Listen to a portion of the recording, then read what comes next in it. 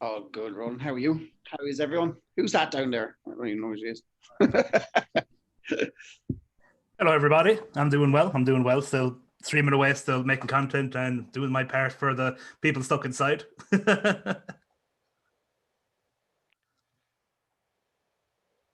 I have, and it was actually before we went into lockdown. Mm. Funny enough, that was in March, maybe. I don't know. Was it? Yeah, that was just. I That think was 24-hour stream, yeah. that was a live one. a So few of them. yeah. But besides that, yeah, I suppose we're grand. Yeah, just ticking away. I was just discussing with everyone that I'm being 62 hours into Immortals Phoenix Rising. I'm nowhere finished. So Jesus. it's going well.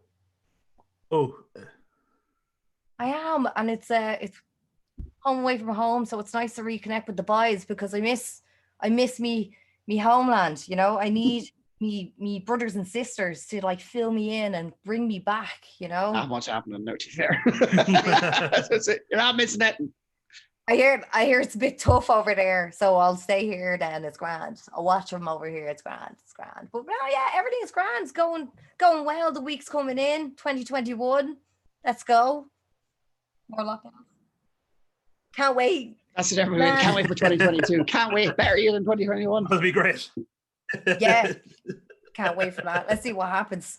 Rolling the dice. Let's go. Well,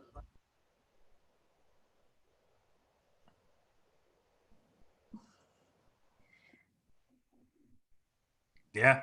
that's right. Yeah, like at the end of the day, and that's what makes this community just so beautiful because we're all able to just be like, come on, we accuse each other of lying, play Among Us. Yeah. Roland, I think your Yeah. mic is muted. That's true love. We need that in our lives.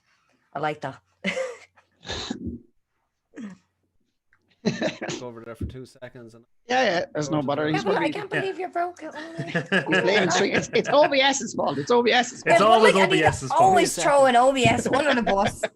Funny- OBS, if you're listening out there, I have you on Streamlabs. You're grand, right? Well, Don't mind him. Funnily enough, as well, on a point you were talking about, I think is just like it's not just us gamers that are kind of getting into this as well, because stuff like Among Us, the fact that it's on phone, that it's on PC, that it's free. I'm actually playing Among Us with people that I'm friends with for years from over here in Thurles, and they don't really play games, but we hang out every weekend and play Among Us. So like it's even bringing people into gaming because they've nothing else to do. Yeah, exactly. And you see it a lot. Like I seen like a couple of celebrities and all that jumping onto Twitch and YouTube, and like a lot of collabs going on. And as well as that, besides obviously the game community, it's nice to see even because it's wonderful to see the music of Ireland still having that vibration throughout the country, and seeing that community as well is also beautiful. And a lot of other communities really blossoming and taking advantage of this technology that we're all shunning for a long time, you know what I mean? So it's a nice way Exactly. to connect and even build and learn. I'm learning how to crochet, like got to prepare for this whole situation, I guess. I'm learning You know? how to unmute my microphone. Who would have known? You should have known that by now, Ronan, in fairness. Yeah. After it happens. Every Same day's thing a happened school that- day. when Every we day did is a that school FIFA. day. When we did that FIFA tournament, I was sitting there talking, and it was like how many thousand watching, and we were saying my mic muted. So it's grand. Yeah, everybody It happens. panic. Stuart texted me, "Your mic." It's like, what? It's not that easy, you know. Panic is real. The panic is real, right? No, Yeah. just only when you find out about it, you know what I mean? You're like, Yeah. you, So think, it was press this button. you think after 84 episodes, my I'd be, child's gonna see this in a few years. Bollocks. And that's the thing that happens as well. I think it's happened to you. I've definitely seen it happen to you as well, Paddy, on streaming. Sometimes, like, they're so happy, like, especially with regulars, that they're so happy that you're on, and they're so happy to be seeing. Yeah, you can have like the strongest technical default happening on your stream, but they just don't tell you. Like, there's sometimes I have a stream where it's like about an hour into it, they're like, "Oh, by the way, your game is muted," and I'm like, "You've been here the whole time. Why didn't you tell me?" They're like, "Oh, I didn't want to be rude." They're nearly It's like, afraid to tell you. That's exactly. It's like I want to know this. This is good things that you're telling me. But it's a toss-up, really, right? Because either way, your man might be, polite, overly polite, or someone's a dick, right? So it's real Exactly. toss-up, Yeah. Like you're like, you bastard, you knew this all the time. I can't hear your game. Unfollow. Shade. Sorry about that. Mm. So yeah, so people can hear me now. And We're there probably you worse go. off now, but hey, we'll keep it Hey. going. There you go. Don't say that. Continue on the way. Mute. Go back to muting yourself. So we're going to move into a kind of a modified section. We usually start off with what we're playing, but we're going to add in what we recommend in terms of if we watched a movie or a TV show, because at the moment, you know, there's not a whole lot of games coming out, and then there's the Just play the issue same with games over time. All actually, the time, yeah, it's like Escape from Tarkov again. Yeah. But we're gonna talk about maybe TV shows or movies or games. So we've got a Or kind of a games. triple But threat. I'm coming in with something completely different. And it's a What? recommendation for this weekend. Oh yeah. And you know what's coming on? UFC is on. Conor McGregor is back, and we're Okay. going to watch it. Is it this weekend? No, This he's weekend, not, Saturday That night. came Yeah. around, he's didn't not it? throwing out What? bleeding fisticuffs on when Saturday. Saturday, yeah. Mr. McGregor. Gonna Mr. run over, McGregor. gonna run over Yeah. Dustin Poirier again. Technically is he Sunday. gonna- like when 'Ugly 5 a.m. Dustin. Yeah. When he's Oh, going to Dustin. slap around that young fella that's been calling him names and stuff like that. That's I don't think something he I is. want to see. I actually watched that. That fella is so funny. Is it Jake Paul? No, it's no Jake Paul. Oh, That's it's it. Jake, the It's younger one, what- yeah. Yeah. Did you see the video he put on Instagram? Oh Lord, it's so good. He takes It's- bits out of Dylan Daniels, takes bits out of Conor McGregor and Dana White. He does little impressions of all of them, and it's just I tell one you, of the he's a funniest great things. salesman. In oh, fairness, it's the to two him. of them. I actually Oh, started yeah. watching Logan Paul's podcast. It's pretty good. Yeah. It's decent. Yeah, well, your man Logan, the older fella. Yeah, I Logan, don't know. I thought there He's was a only bit more one. mature and a bit more Yeah. level with some things, and I can give it that where he's going. But the young fella, I don't Oh. know what to do with that terror. Ronan, that is exactly the way I thought as well. I thought there was only one of them, but there's two of them. No, Jake there's Paul two of and them. Logan Paul. There's But two of them. they're very alike looking. Like if you see them one day and the other, you think it's the same Yeah. person, but it's Which not. is the guy that the Russian guy showed up to his house and he fought him then in the back garden? Is that the older guy? Did you see that one? No? That's the younger guy. That's the younger guy. Okay. Yeah, Can't- that's yeah. boxing. Yeah. Isn't it? They're fairly beefy, like, in fairness to them. Yeah, He Well, was- they're both yeah. boxing, sure. someone's encouraging Logan, that. you Logan is know. fighting Mayweather. Yeah, Mayweather. Yeah. But yeah, It's that's ridiculous. ridiculous. right. Like it's a payday, massive payday. Oh, But yeah. Jake- It makes a bit of a mockery of boxing, though, that, no? Mike Tyson reckons it's bringing back life to him. yeah, Oh, well, that's fair enough. I say. I mean, if he says it, then. fair like enough. if Gotta anything be true. else, if anything else, it's kind of like where we're seeing the convergence of like, you know, where we were kind of like this independent creating our content and being like, oh, look at our communities or whatever. But now we're having this convergence where mainstream is literally coming in. Yeah. So Yeah. I can see it benefiting both sides. That like obviously boxing and you know, there's a different side of it now. We have all these YouTube stars and all these cool people who Yeah. work out and document this. Where we never really like. Remember when we were growing up and we're watching Steve Collins or you know Mike Tyson or Jesus, is that light featherweight young fella from the UK? Prince. Yeah, Prince. Yeah. We never really got to see the comings and goings unless you're on like Sky Sports or whatever. Back then was a fortune, but here I just want to see Sure thing. any YouTuber go to MMA. I would Yeah, guess. yeah. Oh, no. You bet that. Come on, that's something Be I some wanna see difference. too. I mean, the closest thing we did get to was Hiding. probably CM Punk when he went to MMA. Yeah, it was he so got bad. That's right. absolutely creamed. But what's that other wrestler that went in? Brock Lesnar. He absolutely Brock creamed did that. that. He was wrecked the mad. place. Well, he's He an said, animal. He's a real Yeah. He fighter. was a pro wrestler Yeah. though beforehand, He was. wasn't he? Yeah, true. Yeah. It was Then brilliant. again- But again, that's my recommendation. Go watch Then again, you have UFC. some You have to MMA pay for people it, though. going That's what into it is. it, into wrestling as well. Yeah. There's a few of them. Rhonda, what's her? Ronda name? Rousey, Rousey. yeah. Ronda Yeah, Rousey, yeah. that's your one. She did that. Yeah, fair play to her. You can see It's that good. working. You Yeah, know it's what I mean? good At least she can control whatever. You know, I don't know. It's You're actually just training. happening, yeah. I don't No, know. I don't no. do MMA. Not like Jake Paul going to fight Conor McGregor in an Yeah, MMA Jake Paul match. just looks like that young fella that stands in the yard, and this is literally what I attest to, and it just drives me mad. That Precisely. one young fella in the yard is all like, "Come on and scrap me, boys! Come on, everyone, look at me and scrap me, boys!" And that's all I see is this noise. And like the reality of the situation is like, young fella, you're gonna get a hiding, be it I'll from pay that for it to watch fella it. or that Yeah, fella. That's what they want. But yeah, I do it that like I pay for that, no problem. Not towards them, but towards like charity, like the first line of this whole situation that we're all going through. I Yeah. throw money towards that if you're willing to scrap each other Yeah. that hard, lads. Come on now, bowies look pretty, and I'm a girl like who's my hair's all done and my makeup's all jazzed up. Yourself. And these lads are like, come on, lads, we look great. Let's go. I'd pay for that as long as you like give me the, you know, put it into like charity. Then I'll be down with the competition. Then I'd love to see it. No problem. Let's go. But it's all just fucking, I don't know, show. But you know how annoying, but you know how annoying that young lad is that you're talking about on the side, giving it all that. Imagine that young lad was also a multimillionaire. Imagine how cocky he is then. Jesus Christ. Yeah. It's like running around with a loaded weapon. It works.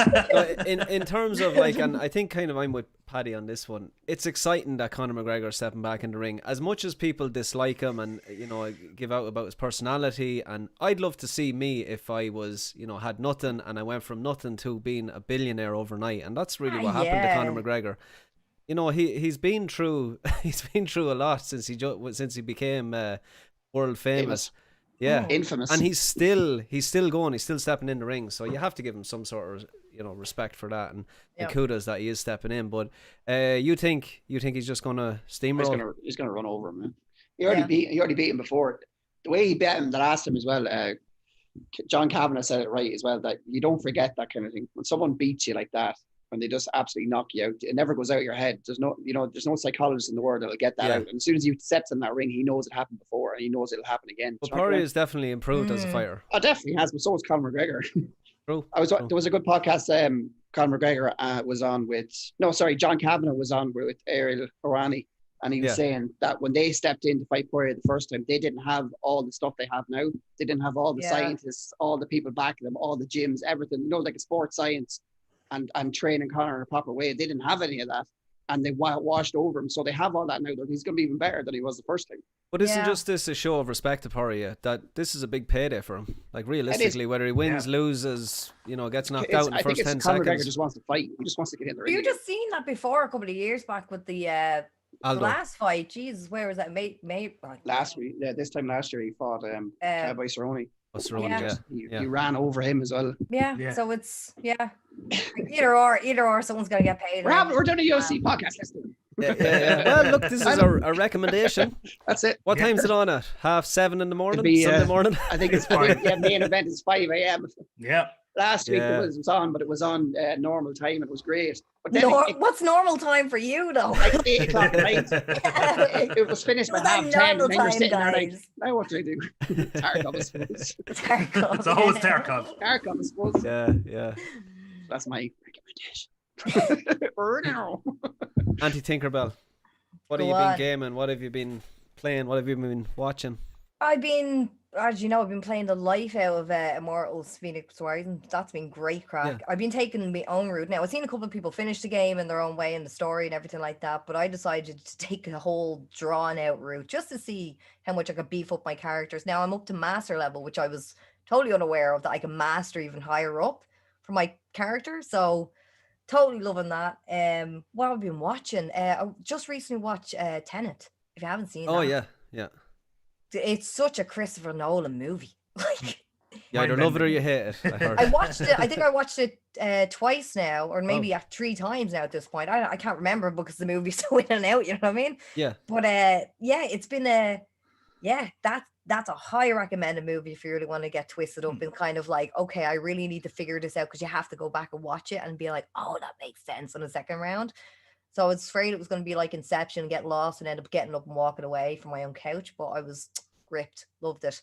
TV wise, what did I recently finish? Well, everyone's been a little bit Mandalorian. I hear Paddy hasn't even watched this. Oh, yeah, I love You it. are. Or Tenant. I've seen it twice now, actually. I'm going What are you through it. doing? Tarkov. Other stuff. Tarkov. You should see this room. I'm clubbing Building stuff. cribs and all that kind of fun stuff. Building cribs. Yeah, that's it. Baby on the way. As he sits there with his stormtrooper David Bowie stuff on. Yeah, representing. Where are An you? old man? t-shirt, can't you tell? Very fitting. I don't even like Star Wars. Back when I was 20. I got this as a present. Like, Do you work out? No, I just wear really small t-shirts. Hey, the good show. You know? it fell off.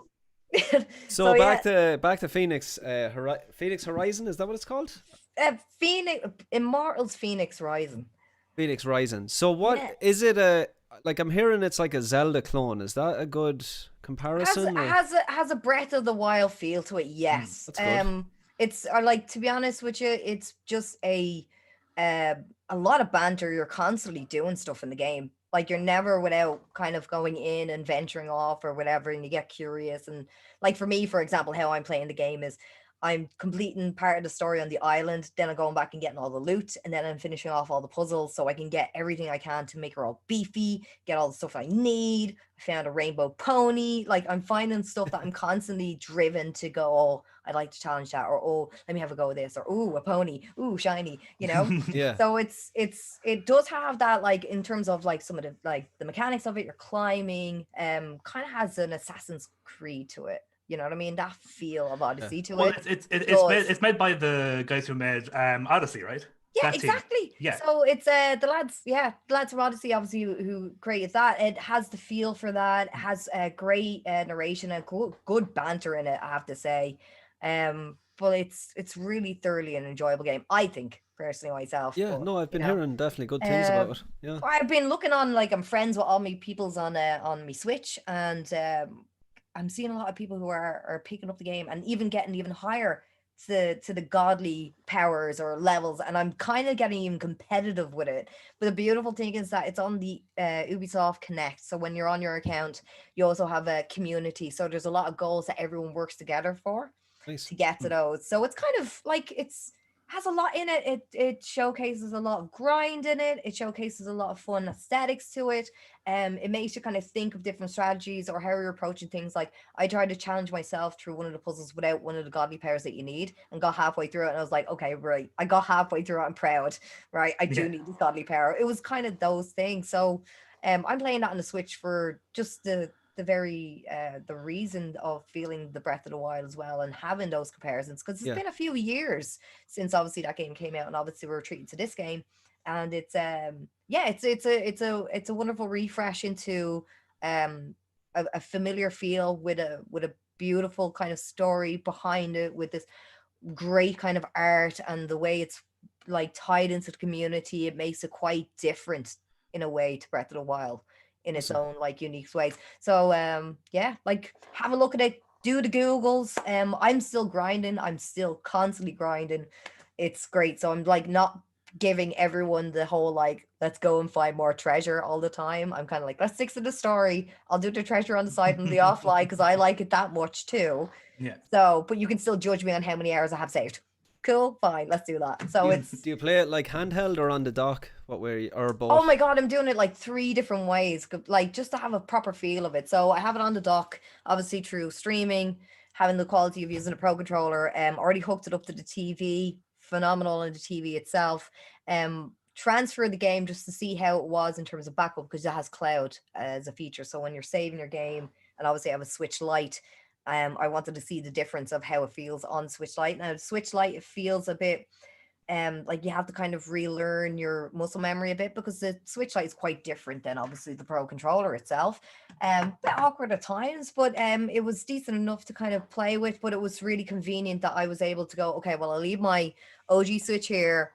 My game is all backed up on the cloud. I'll just, throw it onto the Switch real quick within 2 minutes. Start the game. Let's grind a couple of, treasures or whatever while I'm having something in the background, or whatever. I always found that with handheld, especially if you're not even traveling, but to play an RPG like that and just to be able to level up and go and do stuff that you can kind of grind out just to grab it, it's brilliant. It's good. Like, and I just love the fact that I keep going back to it, and that's what's been really tying me over since, I don't know, November, December. Yeah, that's when it was released. So yeah, I've been playing it for like 2 months in my own time.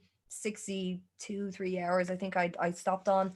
And I'm just going to be like, oh yeah, I think I'll play it afterwards, or tonight or whatever. It's kind of like one of those games that you're like, oh, I have an hour, I'll just burn this away. So nice. It's one of those games. We all need one of those type of games now in this climate.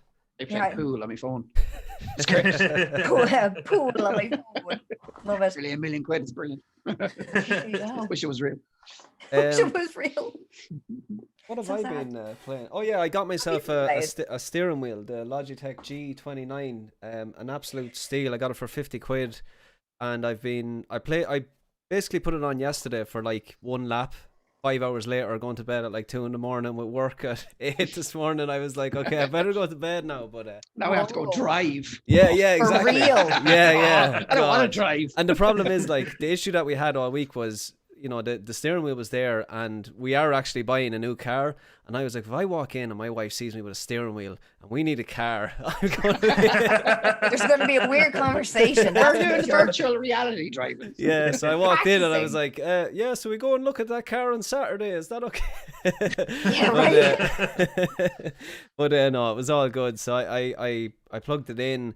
Anyone that wants to get into sim racing, I would definitely recommend that wheel. It's one of the, they say it's the beginner's one, but I see kind of a lot of even the pro players using them before they make that big upgrade to the 600-700 quid wheel. Serious ones, yeah. And that was actually, so it was shout out to Argentina. We know him from the Trop Championship. It was his old wheel, and he actually upgraded to one of the new fancy ones. Nice.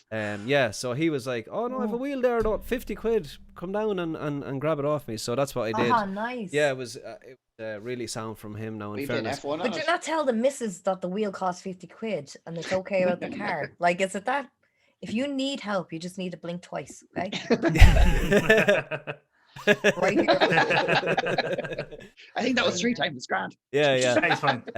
No, but it's brilliant. Like I just really enjoyed it. Yeah, I'm playing F1. I had Dirt Rally 2.0 on it, and I've been playing Assetto Corsa, and I have to say Assetto Corsa is a little diamond in the rough, because it's a game that doesn't look that pretty, but when you have the wheel set up, it literally is like driving a real car. There was a lot of hype for that game coming out, wasn't there? Yeah. And there's a new kind of updated version called Champione, I think it's called, or something along the lines of that, and it has updated graphics, so I'm going to pick that up during the week. In terms of TV shows, this might be a little bit morbid, but I watched Night Stalker the other day. I watched that too. Yeah. Not really. I love my murder prawn like everyone else. Yeah, so it was quite freaky, like, in fairness. The reason why I knew it's about Richard Ramirez. It's an American serial killer, and he's super dark. He was like a Satanist, but it followed 2 cops. It's it's not a reenactment. It's talking to the 2 cops that were actually chasing him down. Yeah. And he was pretty sick now, in fairness. And I started watching it on Friday, and I just had to watch the whole thing from the start to the finish. And it really is just mind blowing how evil a human can be. Yeah. And how good humans can be. Like, the 2 cops went above and beyond to try and catch this guy. But it's definitely worth watching if you are into those type of shows. I mean, it's weird saying you're into serial killer documentaries, but it's it's a morbid curiosity. It is an intrigue. Yeah, that's exactly it. Yeah, 100%. I mean, because it's hard to believe like these people truly do exist, and these are real accounts and real situations. So it's kind of like, it's fascinating almost. It's fascinating. And it should never be glorified or anything like that. But I think it's a lot of people do find it fascinating, or definitely. A lot of my family do. My girlfriend does, and my mother does. That's all they bloody watch. I'm like, yeah, but you put something on with a bit of uppity beat in it, please. And hit her with a pillow, and you're like, God's sake, just every day I walk in, my mother's watching. I was like, what's wrong with you? This is all you watch. They ate a sandwich. Oh, Jesus, I told you to eat that sandwich. That's the end of the episode. Yeah, that's it. But definitely worth watching. Just the way it's filmed is really good, and it was a good. Too many out there. It was a good watch. Oh, there's so many. But I love them. I can't stop watching them. I love them. No, but I mean, like, serial killers in general, not just serial killers. The TV shows. I love them. Serial killers. I love them. There was one on the other day I put on Netflix. Just was like recommended this, and I was like, okay. And it was called the Foxcatcher. Yeah, about a guy, the wrestling thing. Same situation, lad got killed. In the end, there's always blood. So it's kind of like one of those. It was kind of like your recommended watch. I'm like, this is getting a little bit concerning. Maybe I should talk to my therapist about this. Made a really good movie with that as well. What's his name from The Office played it? It's called Foxcatcher. I seen the movie. Yeah. That's what the documentary's about. Yeah, exactly. So it's an interesting watch. It's kind of like, again, it's always about the intrigue of what's going on in the background of that person, and like how the things come to pass. It's kind of like how people are fascinated by the Titanic, for example. Like that's a tragedy in itself, but people are like, look at my memorabilia of this terrible tragedy where 1,500 people died, and you're like, oh, that's such a beautiful necklace. While we're what on you want Netflix, me to say? while we're on Netflix shows as well, before I put it over to John, there's another show called Snowpiercer, I think is the name of the show. Yes, that's a show. Yeah, and it's actually very like we talked about it on the show before. The platform. Remember we talked about that, Paddy? You recommended it to me, and I went and watched it. And again, it's the intrigue of, it's quite gruesome, and you have to have your wits about you when you're watching it. But Snowpiercer is the whole world is it's coming to an end. I think there's like an ice age that happens, and the last of humanity get put onto this train. And the top of the train is like first class, and as they go down through the carriages, the class obviously drops down to steerage. This age. Yeah, exactly. And it's about kind of the people at the very back overthrowing the guys at the front. It's really good. There's a movie actually came out only recently, and like I think like 2014, and it's meant to be worth watching. And Chris Evans is Chris Evans. Yeah, he's very good. And I watched it years ago. It's very interesting, but it's based on it's supposed to be like a prequel to another story Snowpiercer's to do with I have to figure it out and Google it later, but it's supposed to be entailed to another story that's supposed to be another thing that's out there, is that would make a prequel to whatever world. I have to think of the name of it, but it'll come back to me later. Awesome. Have a look at it. I only watched episode 1 and I thought it was really good, and then I started doing a bit of research, and I'm going to check out that movie as well. So yeah, they're my recommendations. Do you think of Netflix, like them serial killer shows or documentaries that they do, that when they have to do episodic, that they stretch the shit out of everything? For the subs. Oh yeah, that's paying for the subs. Don't they? They stretch the shit out of everything. Ted Bundy tapes. I like when they're only like 6 episodes long, because there's an end in sight. And there's also like really, I get you, but there's also really good YouTubers out there. Like I'd have to recommend like That's Chapter and stuff like that. Oh yeah, that do the same stuff, but they give you the information in 30 to 40 minutes. That would be the whole 7 episode documentary. It's definitely just getting on the Netflix that they have to stretch them out for a certain amount of teams, or Netflix probably won't take them up or something. I find everything so long. It's Everyone find everything on this subject now. Come on now, you didn't have to go that long. People who've just seen them on the opposite side of the road. Just interview them, like that kind of crap. They're great. But Netflix have really gone for it. I think another thing as well is another show that you should look at, American Horror Story. Yeah, that the recent one, the 1980s one that they released, that had a part where your man Ramirez was in it. Yeah, so they already had a fictional idea of this camp and everything like that. So that was very interesting to see that side of the story. Yeah. Even the actor that played him was like remarkably like him. It was scary. Yeah, that only because I'm a massive fan of American Horror Story, and that only clicked at the end. I was like, that's the guy from American Horror Story. That's who it is. And it was a nice link. But American Horror Story, if you haven't seen that show, it is unbelievable. It's intriguing. I saw up until the Circus series, which I think is series 4. Freak Show, yeah. That's as far as I watched. Yeah, there was Hotel with Lady Gaga. Then there was the camp. Then there was Roanoke, but my favorite was the hospital, the mental hospital, the asylum. Yeah, asylum. Oh yeah, exactly. Yeah, that was my favorite. Yeah, I like the first one though. I love the first one because of the concept of like the souls being trapped in different eras and making sense of different things, especially in Hollywood. Yeah. So that was a nice intro into what we're going to be dealing with in the rest of what themes are going for, especially the hotel one with Lady Gaga and it. Brilliant. Hands down, brilliant. Yeah, the actors. Actually, I really like the Coven one as well, though. I really thought the Coven one was pretty good. Coven, yeah, the actors get used kind of throughout each series, which is pretty interesting as well.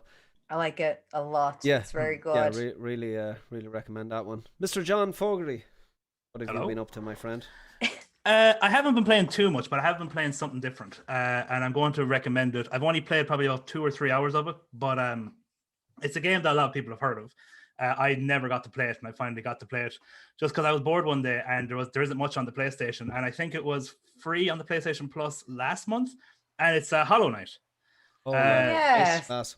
Hollow Knight, that's a great game. Yeah, I've always heard of it. I've always heard like it's a difficult game. It's a solid platformer. Yeah. So I gave it a go, and immediately I was like, oh wow, this is a game for me. It definitely has that what people call Metroidvania feel. Yeah. Whereas like you have to go to a place and then like, oh, this place is unlocked. I'm going to have to come back here later when I have the right power up and go back, and you have to explore, and you have a little map that you have to find the map keeper to make maps for you. And you have a basic idea of where you're going, and you can literally put pinpoints on the map of like, okay, there's a thing here. So there's that sense of exploration on it. The platforming is solid, just really tidy. When you're jumping and stuff, you know where you're going. It's, you know, some things can be floaty, some things can be skiddy. This is just beautiful. Nice. And even the combat so far is, and again, I only have the basic weapons and stuff, and I seem to have a equipment screen and stuff. So obviously I think I'm going to get better equipment and better stuff. But even like I have a thing called like the needle right now, and there's 2 empty slots that I don't even have stuff for yet. So obviously, but even with just literally just the sword, the combat is just really, really fun. And the enemy design is so far is just very clever. And there's this sense of like you go for a while fighting the same enemies, and then you'll walk into a room and there's a thing you've never seen before. Because it's like, you know, those kind of platformers where like you have to learn the enemy's pattern. And then once you start learning their pattern, you're like, I'm not afraid of this thing anymore. And just you'll randomly walk into a room and it could be like a little fly. But because you've never seen it before, you're like, what are you up to? Like, you're actually kind of afraid. You're like, what's your pattern? You're going to wreck me, aren't you? And it's even got that kind of Dark Souls feel of you're collecting souls. I knew you were going to say that. Yeah. But you're collecting souls. And like, when you die, you have to go back and get your souls back. But I've actually, and not to toot my own horn, but I've only died once, so I think this is the mechanic. Are you becoming a pro Dark Souls-esque player, John? You cleared Demon Souls without any hassle. Yeah, Demon Souls is I found that fairly making it easy. But like Dark's like, isn't that so nice for you? But like, it's because I've played them so many times. Yeah, like, I know. Like, yeah, definitely. Dark Souls 1, like people still like if when I was like everybody else, when you play Dark Souls 1 for the first time, it is one of the hardest things you have to do because you just don't know. Like literally, you take a swing at someone and you're like, haha, wait, why can't I swing again? And then you notice the stamina bar and you're like, oh no, stamina, what? And then you can't move and then you die. And they're like, this is crap. And but it's like Eddie. And you can't move and you're squeezing the controller like it has life. Like, no, fucking move. Honestly, I think the hardest one is Dark Souls 2. Still to this day, I think Dark Souls 2 is the most punishing one. Yeah. Because they have the whole you lose a little bit of health every time you die. They have, I think they made it, and I actually think it was a design choice. They made it jankier, but it was nearly to like make you feel like you're impaired all the time. Do you know the way like you can't move when you sip and stuff, and like the weird like way you drink and the way that your health goes up so slowly. You're against humanoid characters a lot in Dark Souls 2, where other ones it's monsters, and you can just do the usual Dark Souls thing where you go around the back of them and hit them in the ass until they die. In Dark Souls 2, you can't really do that because you're against other human characters a lot. I think. You know, I think there's more bosses in Dark Souls 2 than any other game. Oh, and they're DLCs. Yeah. There's 3 fully fledged massive DLCs that are like all as hard as each other. Jesus. There's so much content in Dark Souls 2, it's ridiculous. Like, it's the longest one by miles. It's the hardest one by miles. There's an Irish actor that plays Nigri, is that her second name? She's I believe she was in Love Hate. Jessica Nigri, is it? Is she the firekeeper in it, no? Yeah, she's the firekeeper. Yeah. Jessica Nigri, but yeah, she does the voice and really good. What's the thing? Soldier, seek, Lester, whatever it is. The thing, every time you skip her dialogue, she says the same 4 lines because you're skipping it. But like getting back to Hollow Knight, the mechanic is actually, and again, I've only died once, so when I didn't even expect it. When I got back, there was a shade of myself floating around the place, and I actually had to kill it to get my stuff back. So I think that might be the mechanic that you have to defeat a shadow version of yourself to get your souls to reclaim your stuff. Yeah, which I thought was pretty cool. But no, I'm only about 2 or 3 hours into it, but I'm enjoying it thoroughly so far. It gets better as you get into that game. A lot of people, if they don't like the start of that game, John, they don't usually go to the stage where they start to unlock the really fun stuff. So it's good that you are enjoying it at the start. It's a very good game. I love the art style. The art style is great. But I love like I know what you're saying, like, and obviously things are going to get better, like, as in not better, but you're going to have more power-ups and all that stuff. Yeah, but, like, it just gets easier because you've got think about Super Mario. Super Mario, all you can do is jump. You know what I mean? And that game is fantastic, so I don't think more mechanics necessarily make it better. But I really like the simplicity of it so far, where it's just literally like you have the sword, you swipe, and you jump on platforms. That's what I love about it. And the exploration. But very quickly, just for TV shows, this isn't a new TV show. We're kind of talking about documentaries. Documentaries are my jam. That's what I do on Netflix all the time. I watched a really good one that's years old, only like last week, called Wormwood. I would highly recommend it. It's about the CIA. and about how they probably did, but not confirmed, but they probably did murder this scientist. Alleged is the word. Alleged. Murdered the scientist in the 50s by lacing him with LSD for MK Ultra.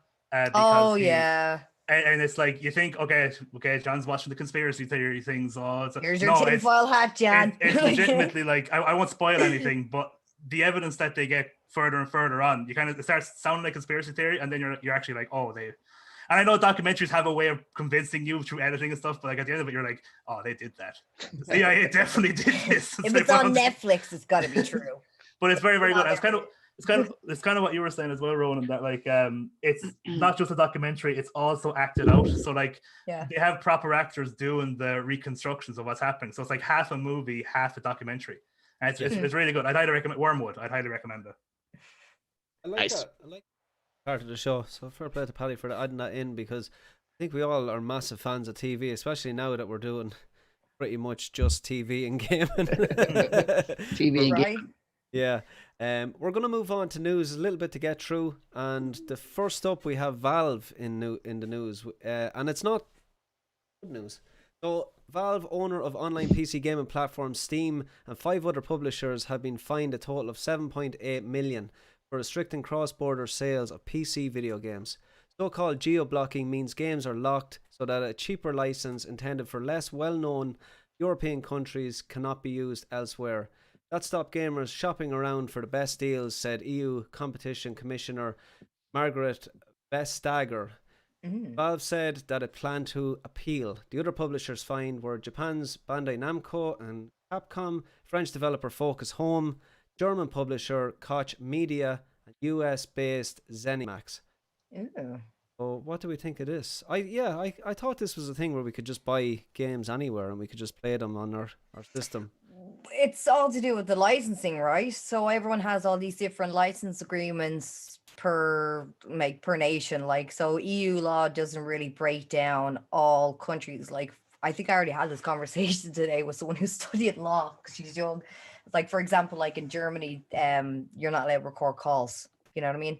Yeah. So it's everybody has their own like different things. Not saying like this is exactly the same. So it could make sense in terms of breaching licensing agreements, maybe. But as a consumer as well, it's kind of hard when people are doing things to work around the system, so to speak, to get a cheaper deal, which is kind of like where it's falling onto this, maybe. I don't know. But it's understandable, I guess. This might turn around and bite them in the ass, where the gaming developers might have to up the prices in the less well-off countries just to make up the difference between the good.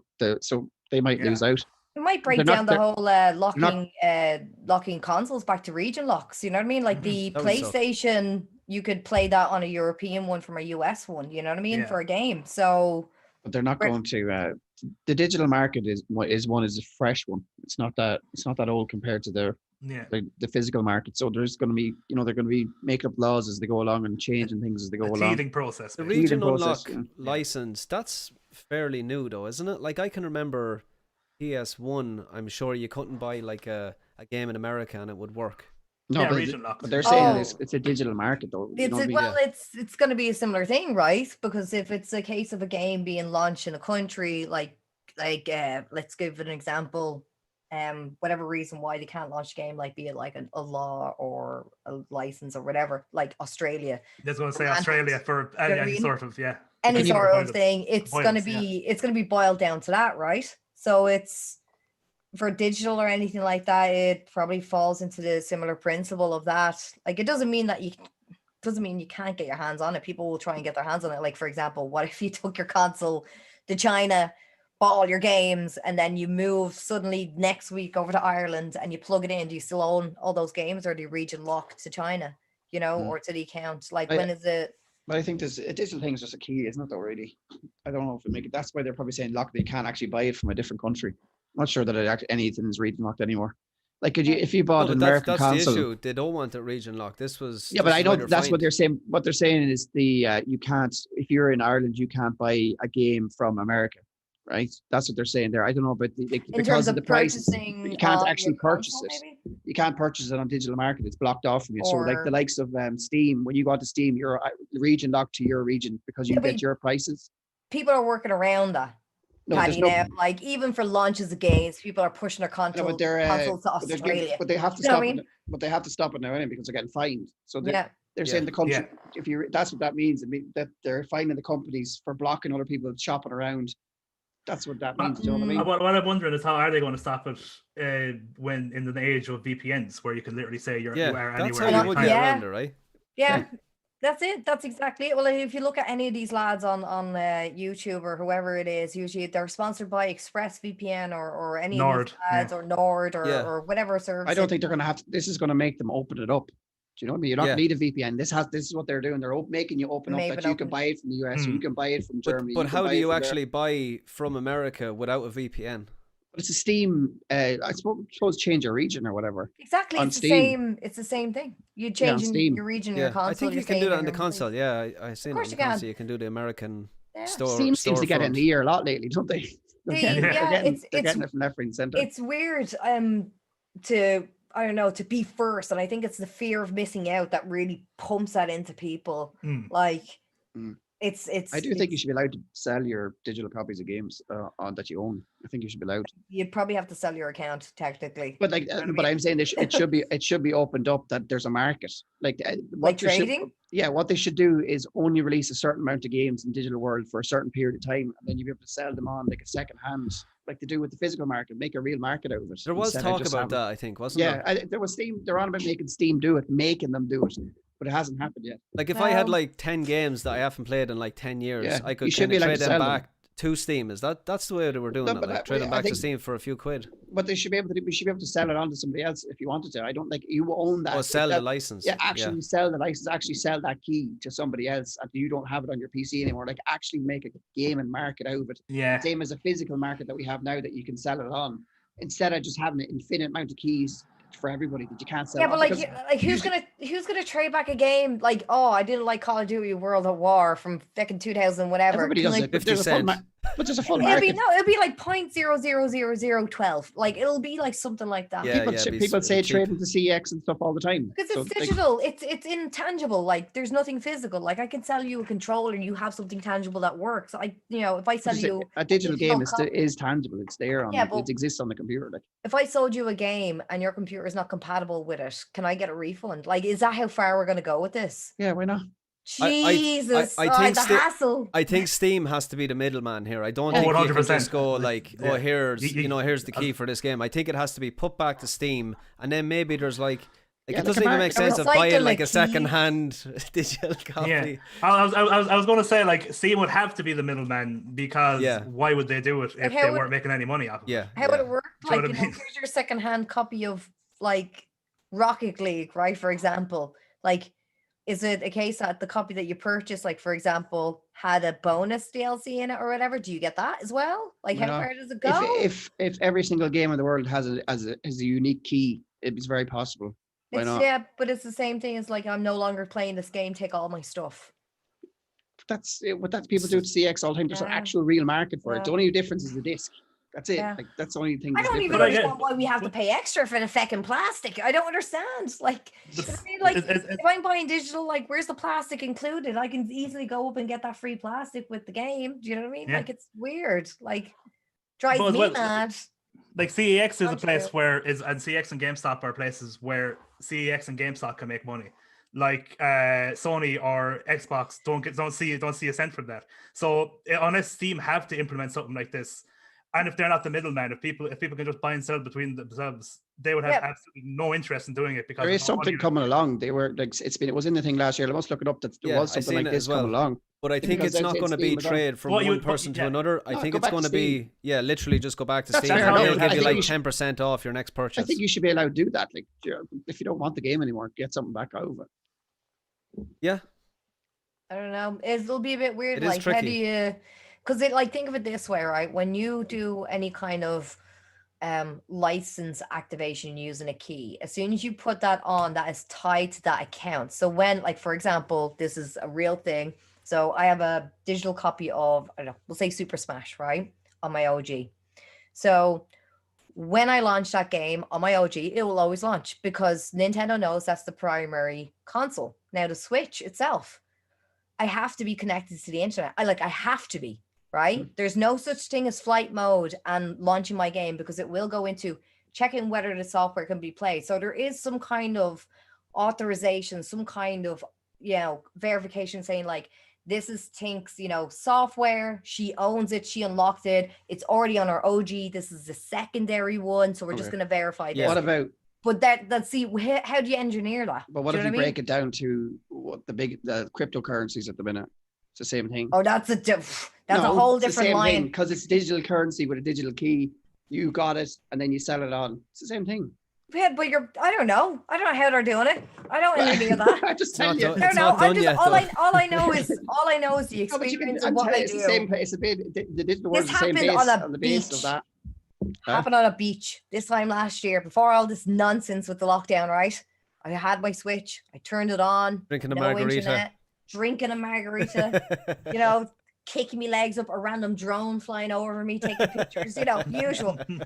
I launched the sector and it's like checking software, and then it's like can't launch game, need to verify software. I'm like, yeah, but that's what could happen when you do trade that back into Nintendo or to Steam, and then you get I think the only way it'll work is like how many trades can you do though? Like, oh, I don't want this, you can have it. I don't understand. We'll just take the digital thing out of it and pretend that it's a real disc. What's the difference? But isn't I could be wrong here, but isn't a digital license not yours? You don't own that. No. It's a lease that you take. No, not really. Well, technically, whatever the terms in service, some of them will even say like at the end of the day, we own this, because like if you look at like bans, for example, if people get banned from games, right? Yeah. You don't truly own that software technically when you're using those services, or whatever the reason is that you break that contract or whatever it is. So it's kind of like, how does that work? Like, it's tricky. You know what I mean? It's tricky. Watch this space. I remember reading that a while ago. It was last year, but Steam haven't, because they're owning the market completely, and there's no way to trade it back in, and there's no way if you get the same thing as you said there, if the game decided that the license wasn't valid anymore, takes it off Steam, you don't own it anymore. What are you gonna do? No. Well, that's that, but they'll do nothing. And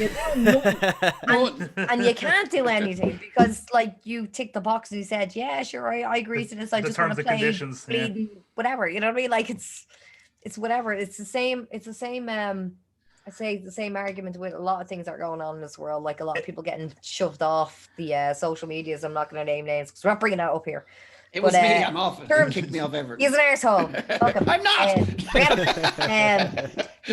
But at the end of the day, it's the same thing. Like you don't truly like I said, you're not physically holding this. This is mine. I know I went to the shop. Holding it. You know what I mean? I went to the shop, I bought this, I hold it, I use it, it's mine. But like if I buy a digital game and then the service stops, it's gone. Yeah. Like I have gone. Well, if the internet shuts off, what if we all? It was such an easier time when we all met. Currency's all gone. Everything's gone. The digital world is over. It'll have to be something with legislation. Like I don't think Steam will ever want to do this unless they got in a group and for some reason they decided that maybe we would make more money doing it this way than the way we're currently doing it. Is the only way. No, they're being made to it. It's not definitely. That's what I'm saying. There would have to be legislation or something put in to make them do it. Otherwise, it's never going to happen. Yeah, but like we're not going to be behind that decision. You know what I mean? No one's going to ask for our vote. No, definitely. That's the weird thing about it. Do you know what I mean? Like, I'd be like, I'm up for it. It'd be like the market on Tarkov, same thing. Do it like that. Like that. The prices go up and down as so many. We'll give you 50 pence for your 7-year-old game. Yeah, Rocket League, that's free. I'm taking now. That's better than some shops. You know that's better. Offered me 25 cents. Like, But what they'd have to do as well, if they want to do something, that would have to cut the amount of games that are released. How many keys are released? Have to do it like that. Oh, limited amount of keys. Well, a good example would be limited time, like Super Mario Bros 35 is only going to be available up until March, and that's that. So if it's a case, that's the same thing. That's what Nintendo will do perfectly. But that's what I'd be thinking of for the future, because if physical is going to go out, but then that's like a long rental. Huh? That's like a long rental. That's it. That's weird. Yeah, it is weird. Then I may as well wait for like the likes of xCloud to be up and running, or fucking get onto these, like wait for Stadia to do more with itself. Like I may as well go that route and just pay the Think fiver. if you you know what I mean? If Like you broke your thumb, would you give up gaming? no, I'd Just find move a on. way. Speaking of broken thumbs, Yeah. I would find a way. You know me. I'd be using me toes, everything. I'd find a way if I had a thumb injury. Well, There'd be a big market for that. so guys, the next piece of news is OnlyFans would be different. I'm telling you. Toes. a professional On the video keyboard. game aged just 25 is hanging up his controller and has announced his retirement due to a thumb injury. American Thomas Paprato, who goes by the name of Zuma, was known for competing in Call of Duty, a best-selling warfare game series, and said in a heartfelt note Thursday that he would bow out for the foreseeable future due to a wrist, unforeseen future, due to a wrist and thumb injury. This is a bit of a strange one. At 25. It must be really bad. He must just be hanging off or something. Because, like, I suppose like it is a high intense game to try and compete at the shooting games. Especially if you're squeezing the shite out of the controller, like, like, you know what I mean? Like that's and he's not just streaming it casually. He's participating in like esports. So like he has to be on top of his game. He needs to be winning. It's the same as like a soccer player absolutely screwing up their ligaments in their leg or something. It can completely end their career. But I like, think with the small movements of a controller, like we do hear people that work in an office, like a carpal tunnel, maybe it's just due to that. Ergonomics, man. Yeah. That's what it is. He's 25 and like my arms should be falling off. Yeah, same here. I mean, when I played 30 games of weekend league in FIFA, your hands get a little bit sore in the 30th game, but I mean, that's just... I just love it. Like, I mean, I have to go get a job. I don't want to... God damn it. But I'm not going to be an office one either. No shade being thrown here. Absolutely no shade. And I'm not even sure how the thumbs will come into this, but it's playing Call of Duty competitively. He's definitely... I'm telling you now, it's controllers aren't being I'm right there scenario. with him. That's true, actually. Like, unless he's playing on a what do you call it, scuff. I don't know, so should it all be like examined by an expert? Like maybe we should rethink how we're doing this. You know what I mean? Like if his thumbs are gone, like I don't know what he's up to. Like it's hours and hours on end. Like, but I mean, like there's mice that are, they have ergonomic mice now. They're kind of sideways. There's no ergonomics on this, Ronan. No, right? I know there's not. No, I we grew up on this, and my thumbs are still here. So tell me what he is doing in that game that his arms are nearly falling off. Like I don't understand. Maybe there's an underlying health condition there that he just doesn't know about. Carpal tunnel or arthritis. Pat in the chat. Physical never disappear. Pat, it's going to. Right. I'm sick of this conversation. He says, it breaks my heart to step away from a game I put my heart and soul into every single day for 8 years. 8 years. Mental. Unfortunately, the injury has returned, making it really... see, I mean, it could have been an old injury. I broke my thumb in a past life. But it healed fairly nicely. Playing Tarkov. No, I actually, when I was competing... When I actually training in kickboxing, I hit a guy into the hip with my thumb. I broke it. Yeah, broke it, yeah. I know a lot of people get it broke from playing hurling. You get a hit right there. Oh man, hurling is a different scenario, man. Lethal. Like, jeez, you may as well take me out. Like, My forget wife it. has 2 county medals for camogie. Nice. She probably broke a load of young ones' noses. So proud. Go on.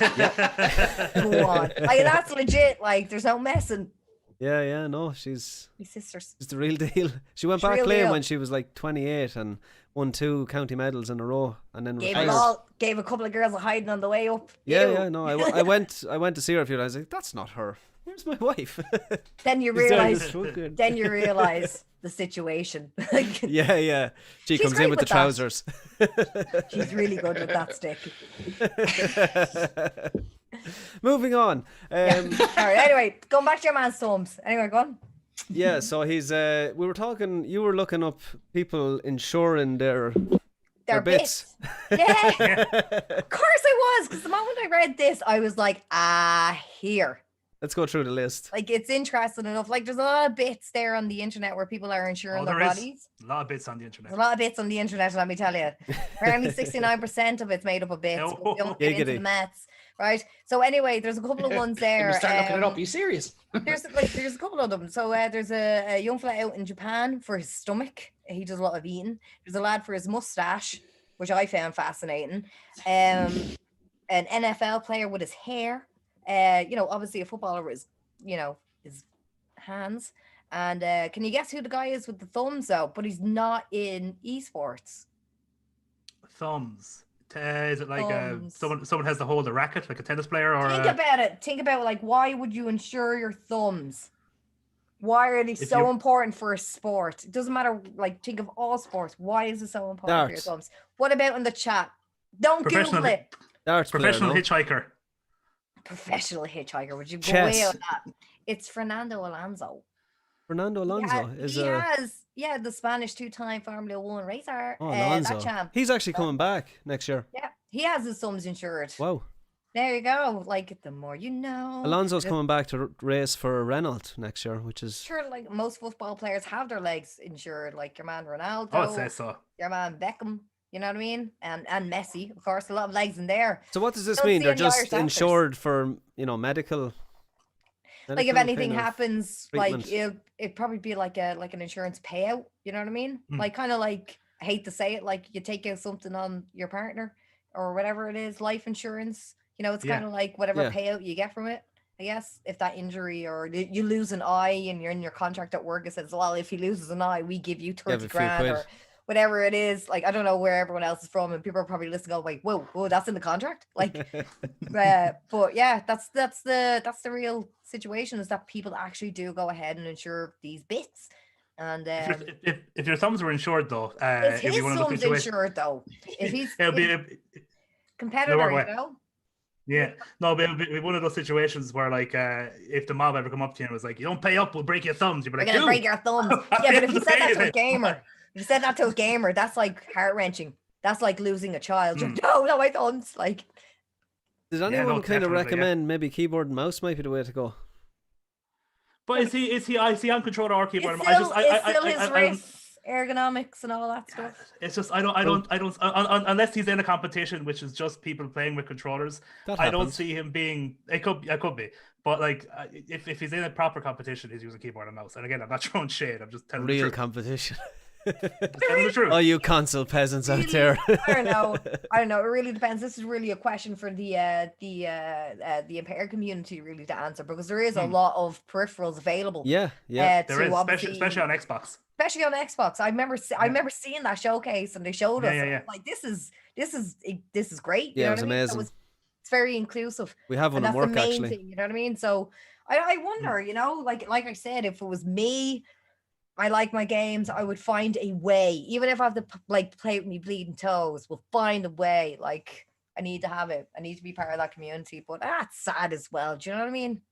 No, it is sad. Like, if he genuinely can't play, and if he feels like his career is over, that is very sad. Yeah, that's sad. And I hope he's all right. And I say, like, I'm banking on it, because that's what I always say to my mom about my ink as well. It's like, she's like, "Oh, that ink all over you," and I'm like, "Listen, magic marker, give it 10 years to be grand, and just take it all off." I will say, like, a silver lining here is esports competitors. They usually do retire around this age anyway. But that's the age that they usually retire. Yeah, like, this is kind of the end of his career. Considered old, like. Yeah. Damn it! I didn't want to retire yet. I was going to say, am I 7 years too late? Am I? I am ancient. That's what it is. Yeah, and that's the thing. Like, it's sore. These kids are getting younger. Yeah. We didn't have save back in our day. We had to either pause it, turn off the telly, and hope to God Mammy didn't figure out the thing was still on while you're in school. That's the kind of challenges we lived with every day. You were so deep in the Final Fantasy, and you prayed to God that she didn't spot that PlayStation. It was always Final Fantasy, wasn't it? And the image burnt into the telly as you turn it off, like the doof. You're like, they don't know, these kids. The next game is the closest I ever came to competing in esports. Yeah, I have my badge. I'm glad. I always like, What is this? Nice. That's my official, because I have that legit. Nice. There you go. So we have our Eat it, you haters. Eat it. first trailer of the night. she It's was- Apex Legends Season 8. Let's have a look and we'll Man, discuss it after. like, I'm not mad.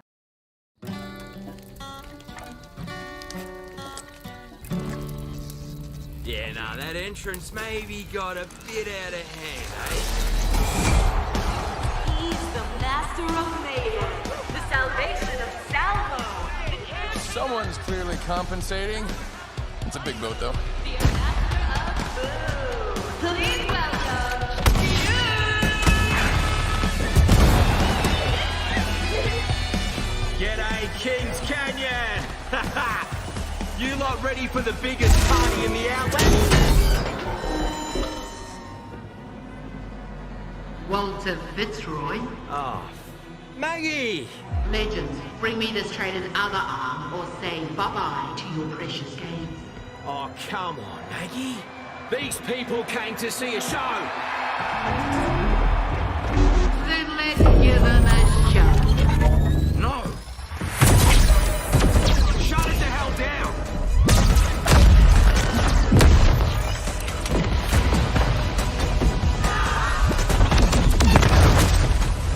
Give it here.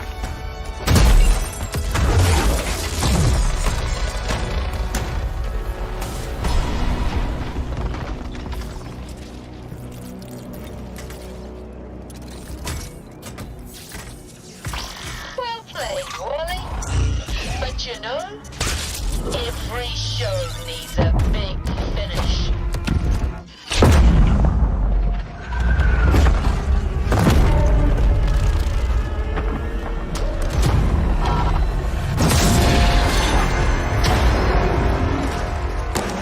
Hold on tight, mate.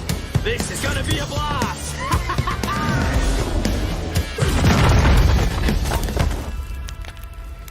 So that's how it all went down. Literally. Just one thing left to do, eh? Time to bring the fun. Time to... Time to bring the pain.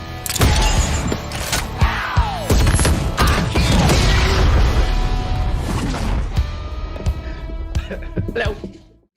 So Paddy, talk to me about the... Oh yeah, I see it up there. Well, it's not like planted on your head, but it's just up in the corner. Sorry, Tig, I'll put it up on my head now for the remainder of the show. Just put it on there spot. Thanks. Just fill it in with my GTA. Yeah, that's where it was. It was on the back wall. It was like Trying to, like, representing. GTA sponsored by Trop. Like, you know. I don't know much about it. I need to look up a bit about it. I haven't played Apex Legends in ages, but I'm guessing this is just another the way they go. And a new, what do they call them, legends or competitor or Champs or something. champion. That's it. New champion is entering the realm. A new champion is The only thing I think Apex has gone full multi-platform that you can play against each other on anything, isn't it? Cross-platforms. Cross has it gone full Sure. cross? I think it has, yeah. Oh, thank Um, God. Which is good. The Apex is a brilliant game. I don't know if many people are still playing it, but obviously it still does. And that's what I'm saying. It's always this underground of people still playing these games because Yeah. it's keeping them going. Not Yeah. that we play them all the time. Have any of you played it Tarkov, lately? you know? Well, No, not lately. I played. I was the same as well. Not as you played a lot longer than I did, Paddy. Yeah. I literally played it for the first month. Same Yeah. as I think Yeah. I played Fortnite slightly less, but like the first when it comes out, it's free. You're like, oh, I'll play this. It's free, and then I get distracted by something shiny like a magpie, and then I'm A magpie, right? Oh, distraction. huh? What? that's all I don't really know much about it, to be honest.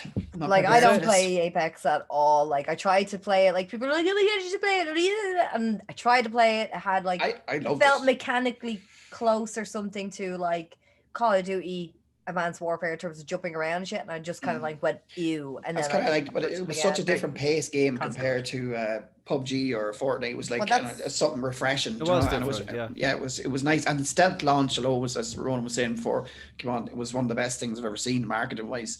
It just dropped, and they made Yeah.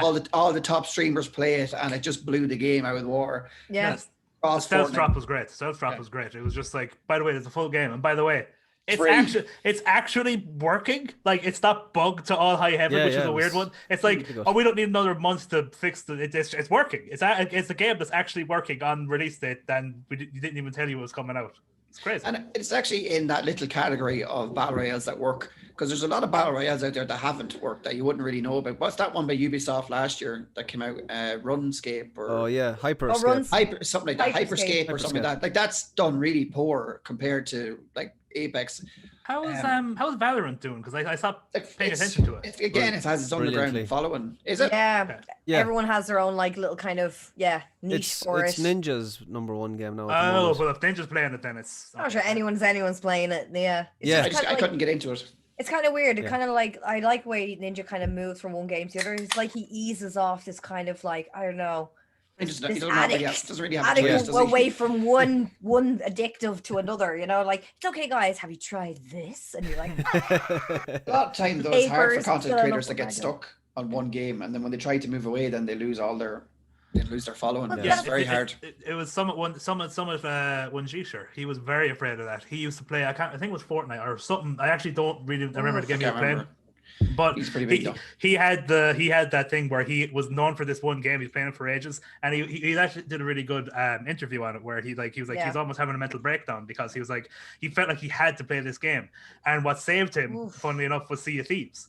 He started playing Sea of Thieves, and people really liked the content and his banter and him having fun in a game that wasn't competitive. refreshed. Yeah. And then he was like, "Oh my god, I can!" But it was not only that, but it was like I can play something else, and people still like watching me. And then that was the beginning of that. Boost. This is a big thing that happens in the gaming industry. I think we can talk more about that towards the end of this. Exactly. It's a big thing that you see. I have seen, and even myself felt in this position. You know what I mean? So it's an interesting thing to see people being happy with moving on to something else, thank God, and being comfortable with themselves. You know what I mean? Yeah. We have lots of news to get through, guys. So I'm actually skip going a few. I'm going to move on go. to Immortals Phoenix Rising. We talked a little bit about earlier on. So an Immortal Phoenix Rising demo is rumored to have been added to the PlayStation Network according to a Twitter bot. The bot, which alerts its followers to any updates or releases on the PlayStation Network, tweeted that a demo for the game has been added to the European, Japanese and American PlayStation Network. So if you haven't played the game, I need to subscribe to these people who find these Twitter accounts. Yeah, Anyway, go so on. do I. So yeah, think you recommended it, so definitely worth checking out if you could do it for free and for free. Like if you have access to that demo, go for it. Like I said, I'm 62 hours into it, guys. Okay, Battlefield is like a secondary temporarily right now. Like it's really is. Battlefield 5, still rocking that? Of course. Nice. Love it. But yeah, definitely have a look at the demo itself. There's a lot of articles being popped up in the last like couple of hours and even in the day.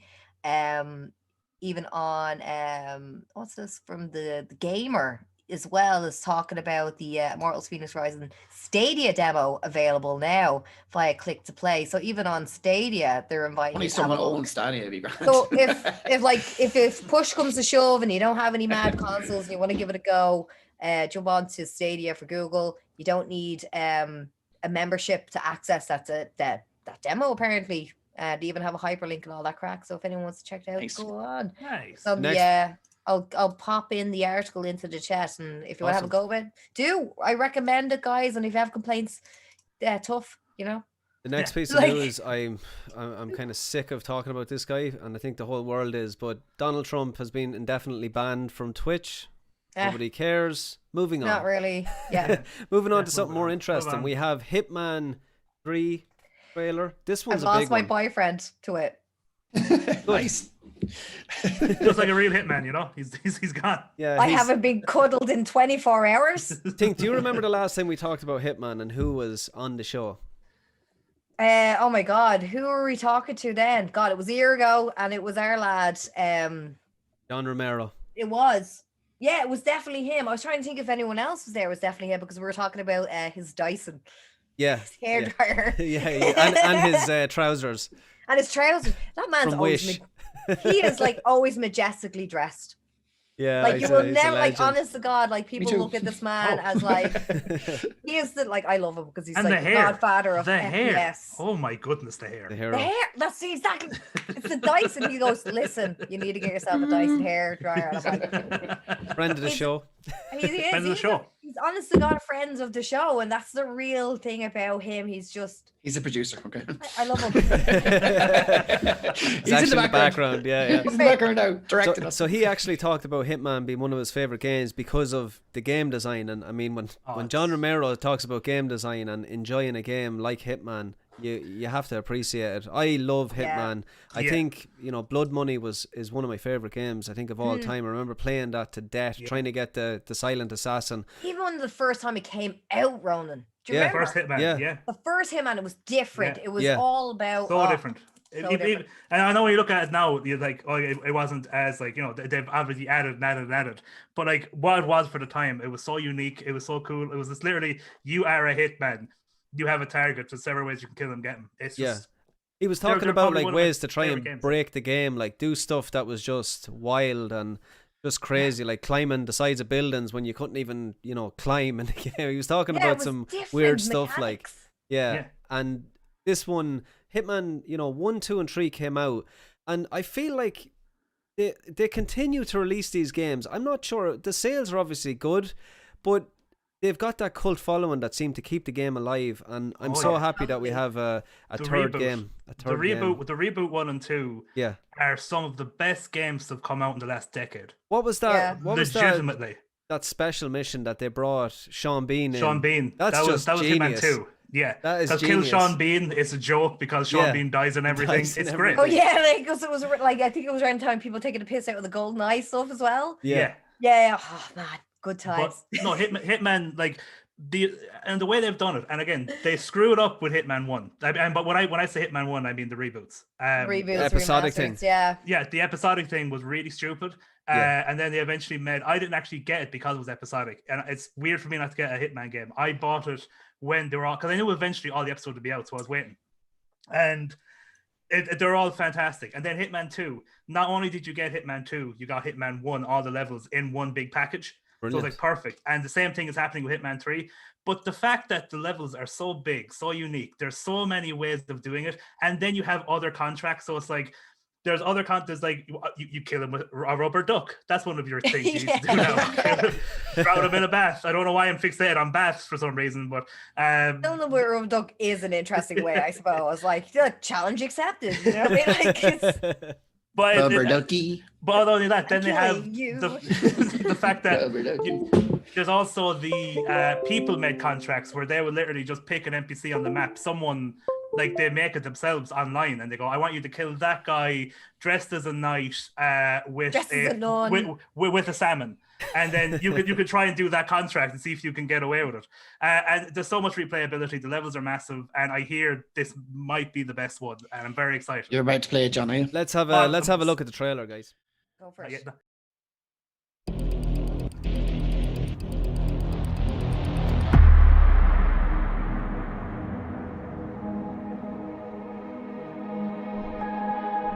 We're gonna head out for the heart and everything, but it's a way back to a place we wish we'd never see again.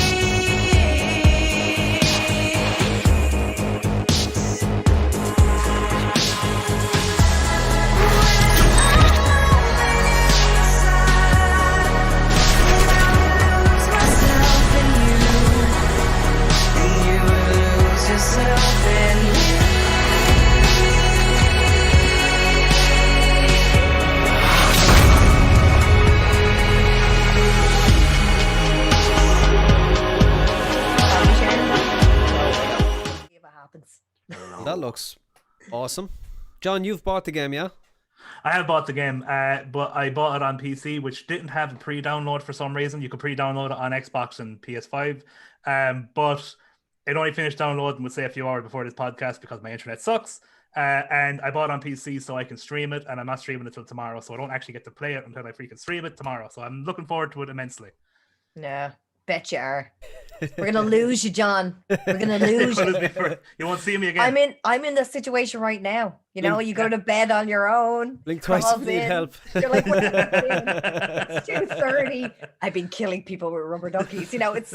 I can't imagine you going, come on now, it's bedtime. Like, get off that PlayStation. I'm not like, you know me too well, Ronan. I like the peace. Like, oh, you're playing a game for hours on end? Okay, cool. And because that's if you literally don't what I do. understand, we're done for. Yeah, if he can't, like, if that's the thing, like, it does make sense. Like, even trying it on, I'm like, you never give time for me. You're always playing your game, and he's like, that does not suit you at all. I'm like, I know, it's so obvious that I just even though you're the one playing the games. And yeah, sorry, maybe I have like a load of stuff going on, so I'll be like away for 5 hours at my desk playing games with men. Yeah. And he's like, yeah, okay, yeah, that's cool, yeah. He only plays Hitman. It's a weird dynamic in 2021. You know, we've come a long way. In video games. Come a long way. Real life and all that. Come on, Ireland. One of Ireland. One of the rarest Pokemon cards ever printed has just gone under hammer at an online auction. 360,000. I need to look back through my Pokemon cards, guys. There's one there that's worth a few quid. I know there is. Unreal. Lies. No one is going out and paying 360 What a lie. for a piece of cardboard. You mental. You mad. They do. Before you go scrambling around your parents' attic, which I did Yeah, the run 'em. last time we talked about, and it wasn't 360,000, so I'll definitely be going back looking through them again. In an effort to find one of these sought-after collector's items of your own, however, we'll go ahead and save you the effort of bothering. Only 2 of this particular Blastoise card were ever created according to Heritage Auctions.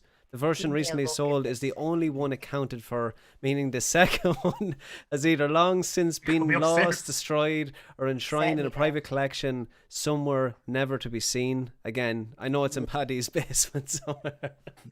Sealed box of rare Pokemon cards even sold for 400. Like, I can't.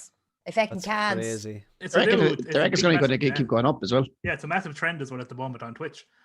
Opening the Pokemon cards. And Do you know who made that possible? Yeah, the Pauls, boy. The Pauls. The lads, Pauls. yeah. They invented it, and look where they are now. Starting scraps. Like, you know what I mean? They started the trend. Loads of them rad now. Did anyone ever play the game or just collect them? Because I have no I idea played how the to play game. it. I did back in the day, and I can't remember. It was about hit played- points. I remember there was little fire. It was a fire type, and that did stuff, and it was about fire versus water, and you know. But blah, did blah, you blah. really play it?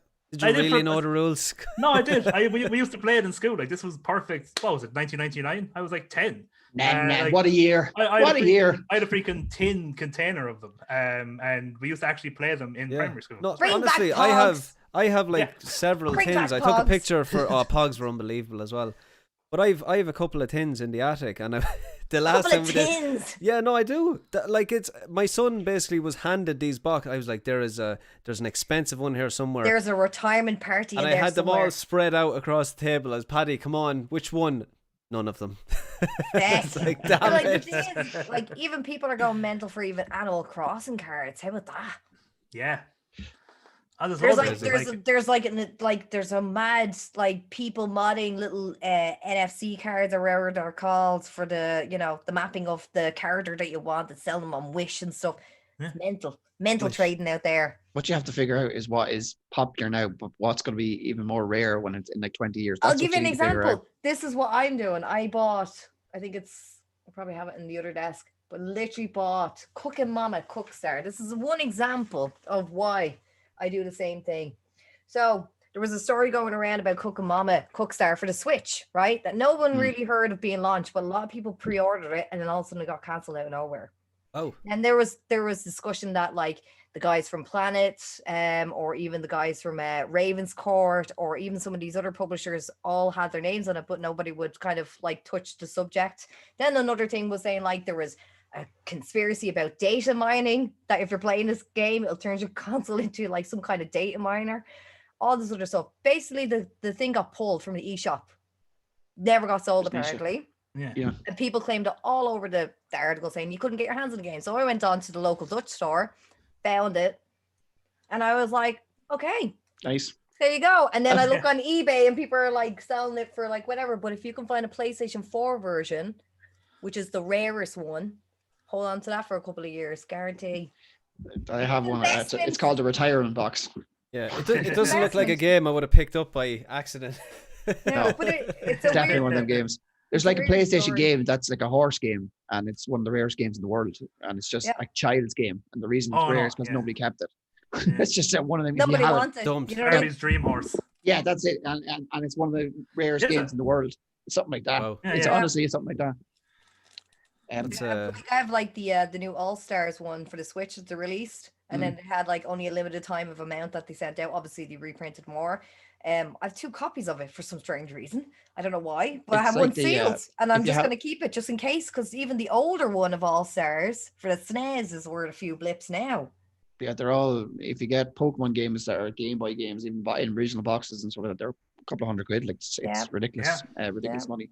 Sure, I'll tell you about the very quickly. I'll tell you about the whole Twilight Princess thing, where the freaking the GameCube version is the rare one, because that Yeah. game just came out just on the cusp of the GameCube and Wii, and really people don't like the Wii one if they're into collectors, because they made Link right-handed because of the Wii, and how the main sword hand would have been the right hand, and Link is left-handed. Apparently, this is what I was reading. Yeah. So the GameCube version is not only rarer, but it's the version where Link has the sword in his left hand, and it's really collectible. And I was saying that, then one day my sister just went, "Oh yeah, I had Twilight Princess on the GameCube," which I remember she did. I was like, "Yeah, And whatever then you happened to it?" choked the life out of her. She was And like, suddenly Netflix made sense. You know what I mean? she basically almost, because she basically said, Almost. "I never even played it. I think it's still in the plastic." I was like, "Where is it?" And she was like, "I don't know. I think I came to an end, and then My you're like precious. dying inside. I checked the whole house because like she'd moved out at this stage. the whole house years is ago. knocked down. Like I was checking everywhere, couldn't find it. Like the These are the old weird person's things. gold. Like my brother knows I I hoard consoles at this stage. You know what I mean? I try and find box ones as much as possible. I have an Atari 2600 boxed, right? This is how it came. Don't How I start came flexing across me. it. How I yeah, came here we across go. it. There we That's go. it. Conor I got McGregor, my- who? I got my whole backyard. But literally, it was a conversation of like, I'm clearing out my attic. My brother worked as a bartender, and your man's like, "Oh yeah, I'm clearing out my attic or whatever. I found this console. It's an Atari. Getting rid of it, like if you want it, because I know like maybe you want to play games. It's old or whatever." This guy's an outfit drinking in the pub, and he's like, "Yeah. They're like, how much you want for it?" He goes, "Give me 50 for it." He goes, "Okay." Brother contacts me. "I have an Atari here for $50 for you." I was like, "What?" And it's boxed, has all the manuals in it and And it's everything. boxed. And I was like, "What?" And he goes, "Yeah, I got it for you. All you have to do is give you €50." I was like, "What?" Like, he has no idea. My brother was like, "Yeah, whatever. I thought you'd like it because it's old and you hoard consoles." I was like, You just gave it to me for free then. I was like 50, but I gave him 70. I was like, "Keep the change." Like, man. You Do not get go the other way. suspicious I'll if give you give him a 30. little I'll bit give you 30 more. for it. But these are the things you do. Like I started collecting box stuff an awful lot. Like I sought out a lot of handheld consoles, especially, you know? Yeah. Because I know they're gonna be like, even now you pick up a few blips for them, you know? Yeah. Like, these Definitely. things. They're definitely worth keeping. Even, Guys, Yeah. let's move on to topic of the week. It's a big one that's Topic close of to the week. our heart. Yeah. I'm going to record that, and we can use that in future shows. No, it'll be like topic of the week. Yeah, I like perfect. that. We'll snip it. Topic of the week. No. The Irish gaming scene, we're all massively involved with it. Oh, We all come love on. it. We all We do love it. We try to part of encourage it. each other just as much, like that kind of thing that Paddy pulled. But yeah. let's talk a little bit about it. Think, do you want to jump in first? You are Why do I want to jump in? You jump in You're first. the guest. No, why do- Ladies first. No. No, but like if you're the guest, I should be. Like, Paddy. I should be thrown in. What? Come on, Paddy, you go on. Paddy, go on, Paddy. go on the It's patch. not an awkward Shite. conversation at all. You know what I mean? What do you want to talk about? How do you want to start? How do you want to involve yourself? I think you're the oldest member of the Irish gaming community, kind of. I suppose talking Did a you little just bit. call me old? Yes. Somebody get Yes, fresh. I did. Yes, I did. Somebody's get Come stressed at me. over in the Because chat. it's a good thing you're a different country. What are you gonna do? You're all the way there. What are you do? Trade in your digital games? What are you gonna do? You just hear the door knocking. Oh, Jesus. Not again. Oh Jesus, yeah. I don't know. The oldest man we're talking about. Where do we? I suppose, like, let's talk about kind of the evolution of it, because we talked a little bit before about gamers, especially in this country. I remember growing up in school being literally the only one that was into games, and now it's kind of blossomed into not as big as it could be, but it's definitely become more mainstream and 100%. become more, represented because of the likes of Tink and the Republic of Players and everyone involved in the community. And I think at the start it was very much like a cult following, and even at the start of when Republic of Players was being created, there was the conventions, but there were smaller base conventions, and we've seen kind of the conventions evolve from those smaller conventions at the start to Insomnia, which I absolutely adored Insomnia, and it kind of showed the popularity of the gaming scene. We had, I know you remember it, but we had that massive flop of a game and event, which people weren't letting in. I was there. I was in the papers for God's sake. Yeah, it was in the papers. I had tickets for it, and I was like looking at Twitter, and people were like, "Don't bother coming. You're not going to get in," and that did hinder the gaming scene in Ireland a lot, because people were afraid to put on gaming conventions after that. People always I push back on associate that a little bit. I think that brought a lot of people into the making cons because of the amount of people that turned up. Like a lot of people came up with the idea of doing a con after that because of the amount of people that turned up thinking that they could do it a better way, because there's a lot of cons. There's always that mindset, Paddy. But that's what happened, because there's so many people turned up to that. How many turned up that day? There was a series. But there was a massive. The reason why I say it hindered it, because there was a massive convention after it called Player Expo, and it was unbelievable. Like equipment wise, it was great. Yeah, it just had everything. It had a massive place upstairs. There was hundreds of PCs, and there was very little people there. Yeah, I was at it. Yeah, it was as well.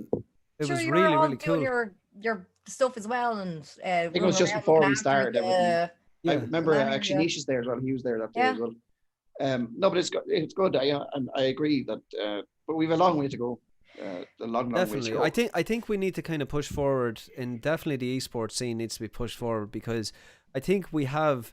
The players in Ireland have, there's high skill level in Ireland across FIFA, across Call of Duty, across League of Legends as well. Fortnite, for God's sake, we have them there. You know what I mean? I think there needs to be a platform, and we are trying to do it with the Trop Championships, but we need to continue to push that and to continue to try and get people that do want to look at esports as a career, because at the moment now it's a very, very prosperous career. Yeah, definitely. Yeah, 100%. One thing I have to say is everyone is going to have to start working together, because even the cons and everyone, I know a lot of them, and everyone wants to stand on each other's head instead of helping each other. Even like con to con, their teams are competing each other, and it's like there's not even a market yet properly to be competing. Calm down.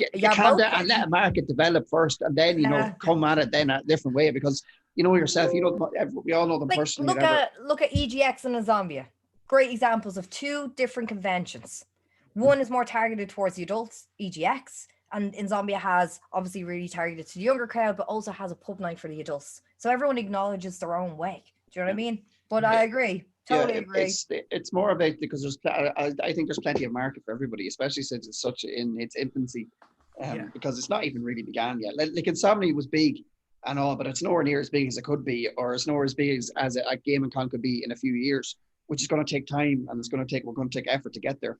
But I do think everyone should stop standing on each other's heads and work together a little bit to get it there.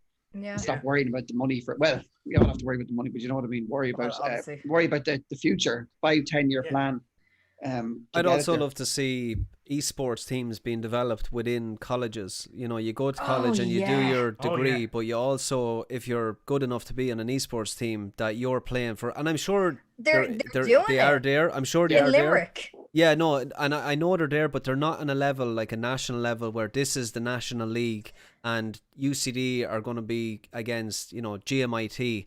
esports team, and then you could have like people coming in, and we all join. And now it's a little bit different with COVID and that, but we can still do it in the digital world and online. That you could have, you know, different communities come together within schools, like the societies in you know, even in at a secondary level.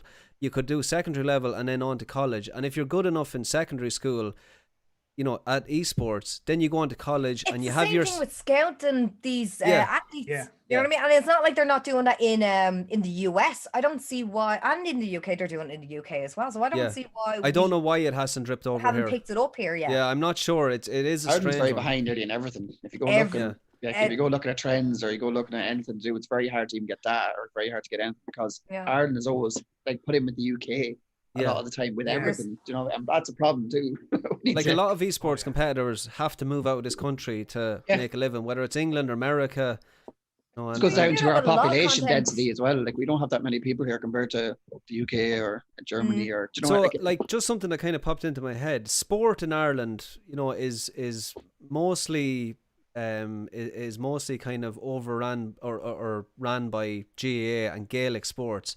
And maybe if, you know, the Irish if the Irish, you know, soccer teams, we talked about it before, like the Aircom League started creating esports teams around each team. That'd be really cool. And what you could do then is you could have the competitions happen on a national level on RTE, even on a county level. Like, could you imagine? Do you know what I mean? Like, it really depends on how many. It's just getting funding players. for it, isn't it? You'd have to get a lot of funding for doing. It's a lot of effort. We all know.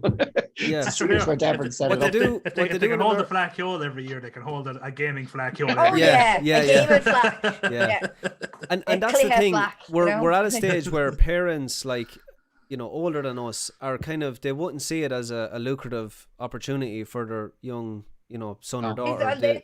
It's weird, man. And sorry to jump in. Parents have this mindset of like, with some of their own interactions, it really varies from case by case, but some kids really do have a great skill level for some of these things, and it's the investment or whatever it is, or the encouragement of whoever it is in their life, if they want to kind of stimulate that or nurture it or whatever. But it comes down to understanding, and a lot of the time is that some parents, especially in Ireland, some, not all, now we're all growing up and stuff. I'm a mammy myself now, so I'm growing into it, and you're all parents as well.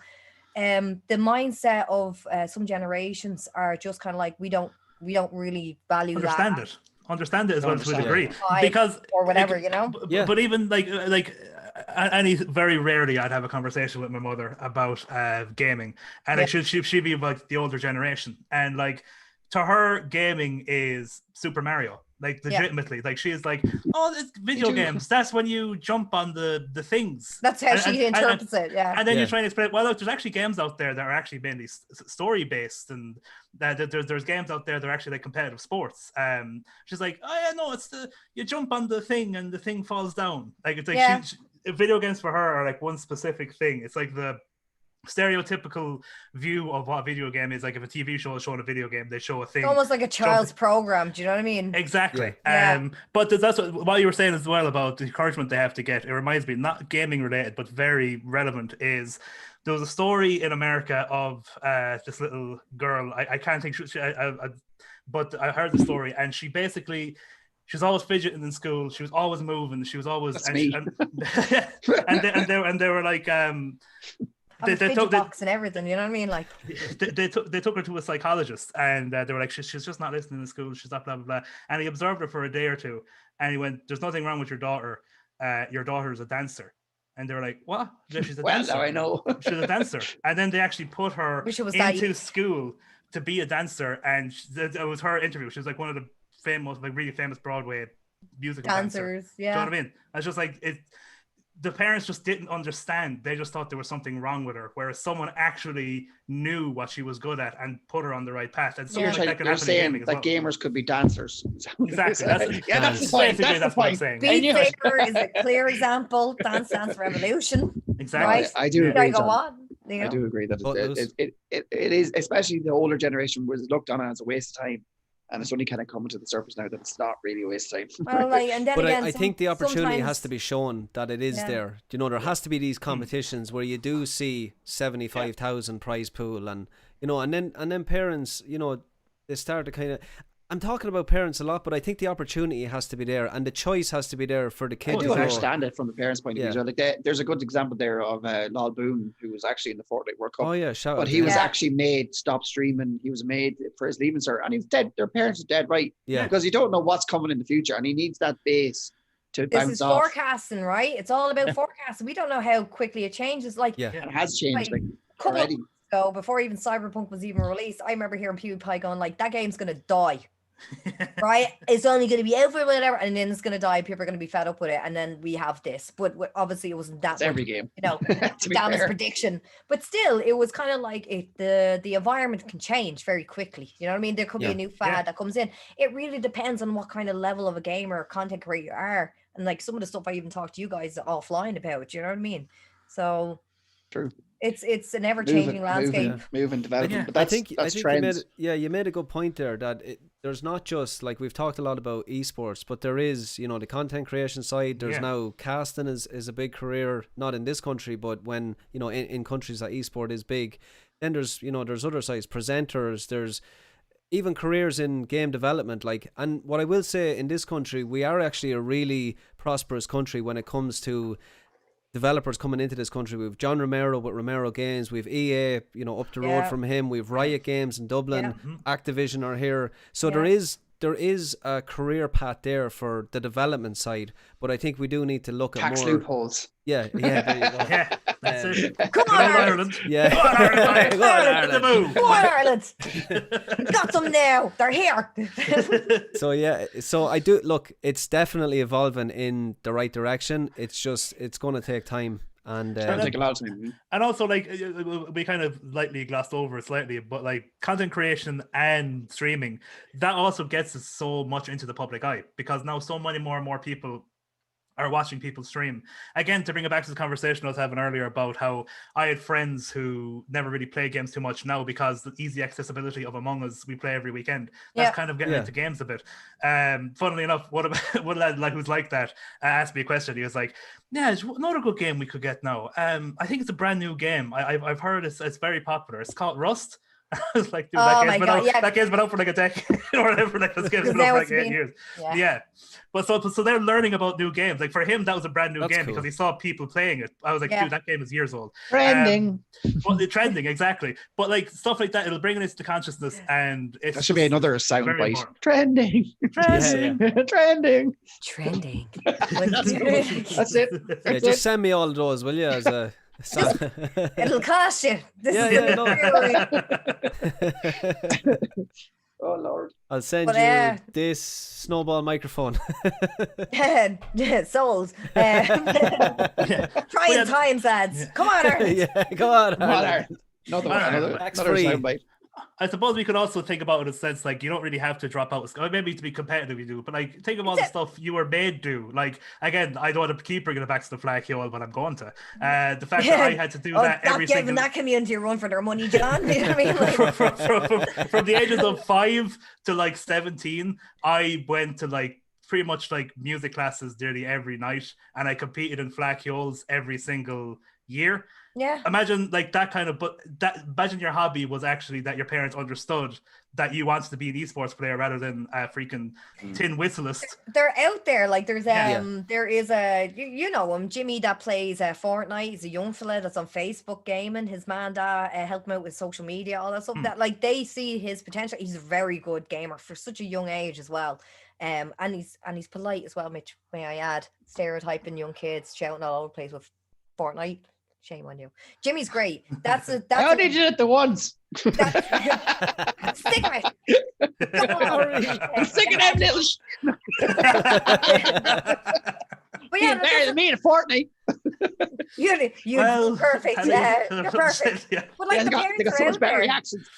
But people have to spend time and really understand this, and that's where it comes down to the whole education thing. Like, Jesus, like you were saying earlier, sure, you're all think, yeah, I am, and I see that the evolution of where I started feels, we're not taking step backs, but the steps are taken is quite slow, and sometimes we step in shit, And then we stepped in shit. And then like everyone's like, well, that's crap for a few years. And then we have to slowly wipe off our shoe.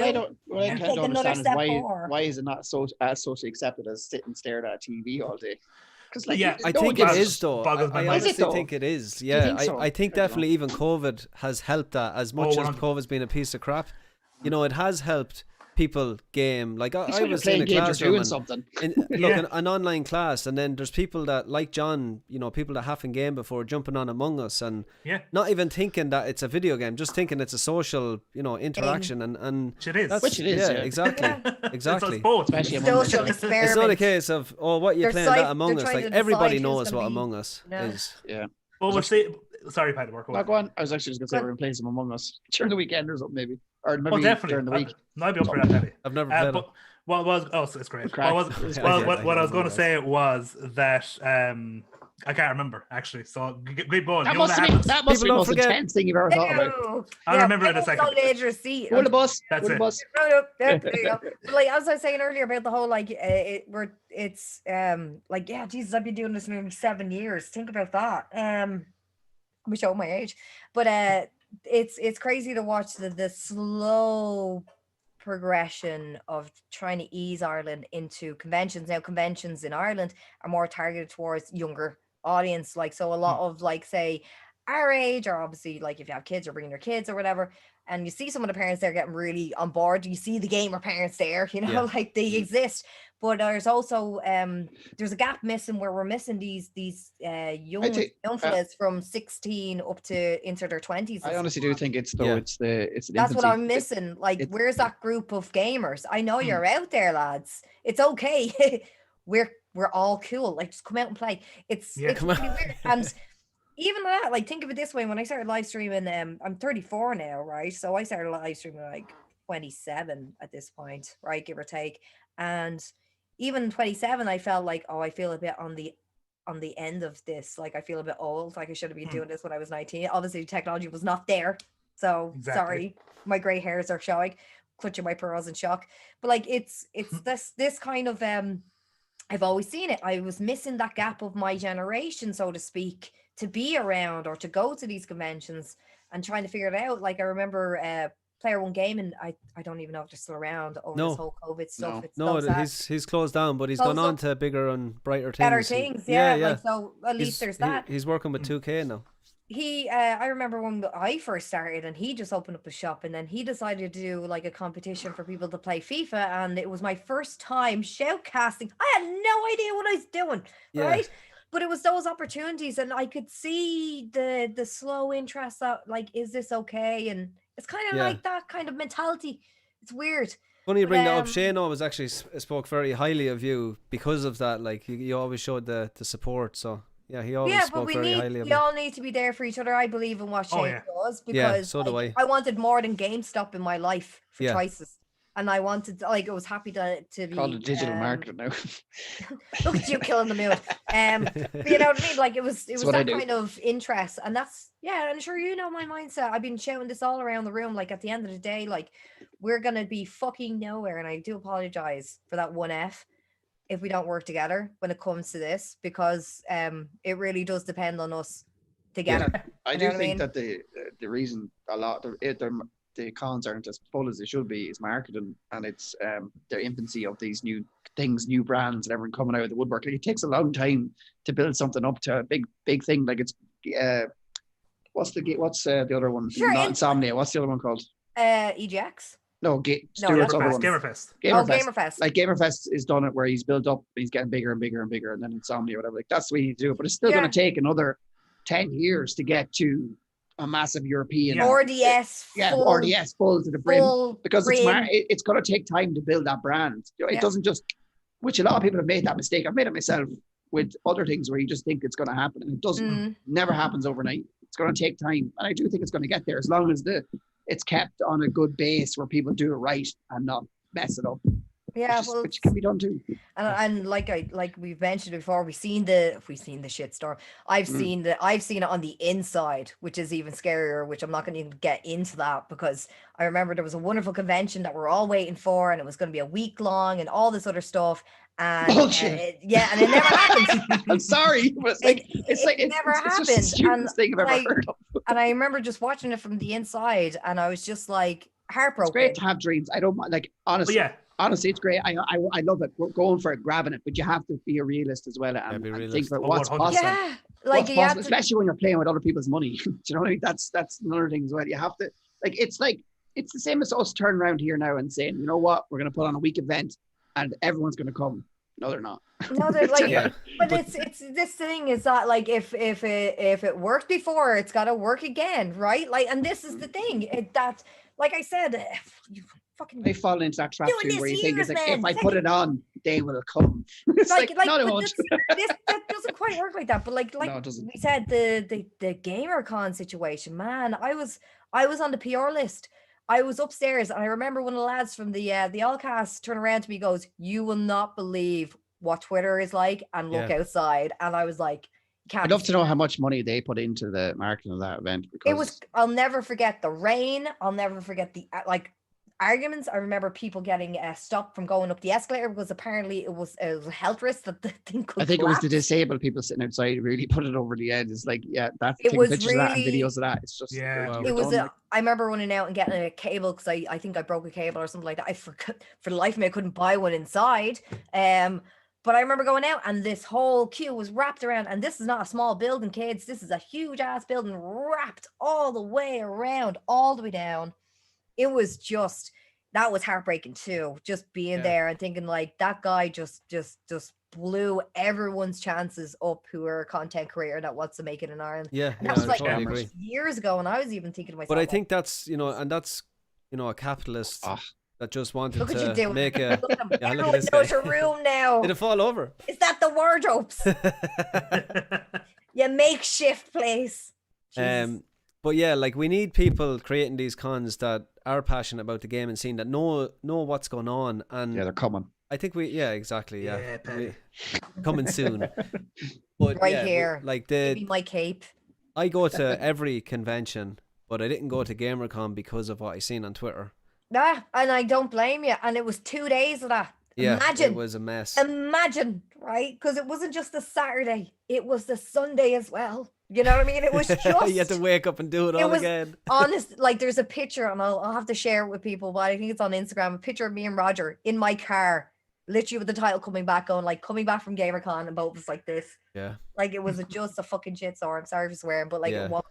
it was To me, that was a detriment to the gaming scene of Ireland, Oh, to yeah. the cons anyway. And I know it showed that there was a market there, but there was a market there anyway. The problem was that this guy did not. did not He care. he oversold the tickets, and it was ridiculous. We'll what sell happened. everything. Yeah, it's Yeah. like we released another 10,000 tickets, but there's only 8,000 people in. Like, Yeah, it was just like, but ridiculous. legally you can only have 1,200 or something like that. Yeah, 1,200. Yeah, it was madness.